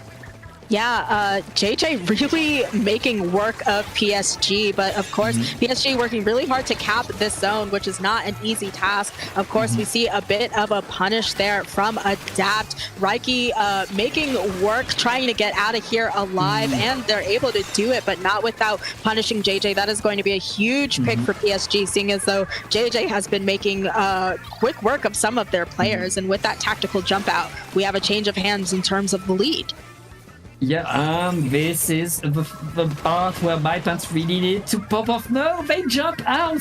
What PSG has full control over the zone, full control over the middle of the map, and are scoring good points. And MyPants, they need that Crab Tank to work well, but there's a counter Crab Tank that's deployed on the other side to stop it. And MyPants, they need to paint the zone. They need to apply penalty there. Yeah, Cake's doing a great job of staying alive. I think that MyPants is really trying to be tactical about their special use. You have Adapt kind of going to get punished here by Reiki, but they're already down to 15 seconds. Now we're basically looking at a dive in zone, and with how large this zone is, I'm not quite sure that there's enough time to necessarily put it into neutral, but I think with the punish of those two people, that is going to be another tick on the side of PSG, putting them on match point. Yeah, PSG very strong right there. MyPants struggling to stay on the map, struggling to counterpick. I mean, they beat their seed. I think they're very happy to already be here, but now they're facing the final boss, and the final boss is angry. Yeah, and I think, is PSG our first or second seed? Well, I don't think, it doesn't necessarily. Second seed, you said? First seed, yeah. That sounds about right. They have just really waved I think waving them off is an appropriate emote there, because they have been waving off all of the people they've been coming up against. And we're going to be heading into Mako Mart. And seeing as though MyPants has that edit, listen, it's not as though edits can't win here. I know that I'm a hater, but I think that PSG having a pen and maybe having that chip and a weapon with cooler that's more suited for this map mode may already put them at advantage, not to mention, their really dominant skill. Yeah. And one thing to note is that MyPants, they've been rocking the Luna Wiper comp. Last time we saw PSG play on this map, Mickey from their team brought the Luna as well, so we could see a Luna duel. That would be amazing, especially here in grand finals, to see something you don't necessarily usually see. I have to wonder, I know last time from PSG we did see that Clash Blaster. I don't know whether they're like, we want the Zuka, or if they were kind of like, we just want to employ the Clash Blaster for style points. But seeing as though PSG is on match point, I'm kind of curious if they're going to be like, let's just go Clash just for teehees, just for sillies, or if we're going to see the mirror match Luna. Well, we're about to... Oh, wait, it's... Okay, we get a mirror match Clash Blaster. That's... I did not have that on my bingo card. In grand finals. And as the Clash aficionado, I also have to note that, of course, this is not V Clash, which I myself have 5-starred. This is a little bit of silly billery, because this is Neo Clash. Some argue the worst weapon in the entire game. So Adapt, of course, and Mickey on that Clash Blaster going to be doing that. But 2 members down on PSG is going to make it so that My Pants is able to get the zone and start working on their points with this this Crab v Crab we saw a little bit there. It looks like PSG are taking control over the game. That's 3 down, and Mickey is going in with that Clash. That's another Clash duel. That's another Clash trade right there. As now My Pants need to regroup and prepare a push together. I have to wonder if they're gonna see if they can push with those chumps. You see Mickey putting out chumps of their own. Cake's really getting bombarded there with those bombs and being bombed out, but Reiki getting pushed over. But I think that's going to be a delayed wipe for My Pants. So already PSG down to 20 points. Mickey kind of doing some style points, and I think sometimes this is just how it goes. First seed is too strong, and that's going to be the end of the Cinderella run for My Pants here in grand finals. Yeah, PSG, I mean, we expected them to win. And honestly, we expected them to win 3-0. They reminded us how good they are. Kudos to My Pants for getting this far, for beating the odds and getting there. Now they have a great 3 games to VOD review to understand how to go to the next level that Paris Saint-Germain just showed us. Yeah, I think if it weren't extremely obvious, personally know the members of My Pants. Very strong players, of course, several of them in plus servers. So they are climbing and climbing, and they're just going to keep climbing. I have to congratulate them here for not only their placing, but for not having to play Marlon. That's very good for them too. So a very dominant showing in the entire tourney from Paris Saint-Germain there. And a huge congratulations to PSG as well as My Pants for this Cinderella run and far outdoing their seed. Yeah. And that's going to be it for the tournament, Sesu, which means it's time for us to say goodbye. Before we do, plug yourself. Where can I find you on the internet? I think My Pants already has that down. They know I'm in there. All of my social media is Sasu in Your Pants. That's SASUIN, the letters UR, Pants. And where can the people find you, Pat? Well, you can find me on Blue Sky at Padje or Tom. All together, if you add underscores, you can find me on other socials, but I don't use that much, honestly. So yeah, that's pretty much it. I'd like to give a special thank you to CK, our wonderful observer, for the evening, and to everybody at Dapple Productions. Thank you for watching. Yeah, thank you for watching, everyone. Congratulations to both of these teams, especially our champions, PSG.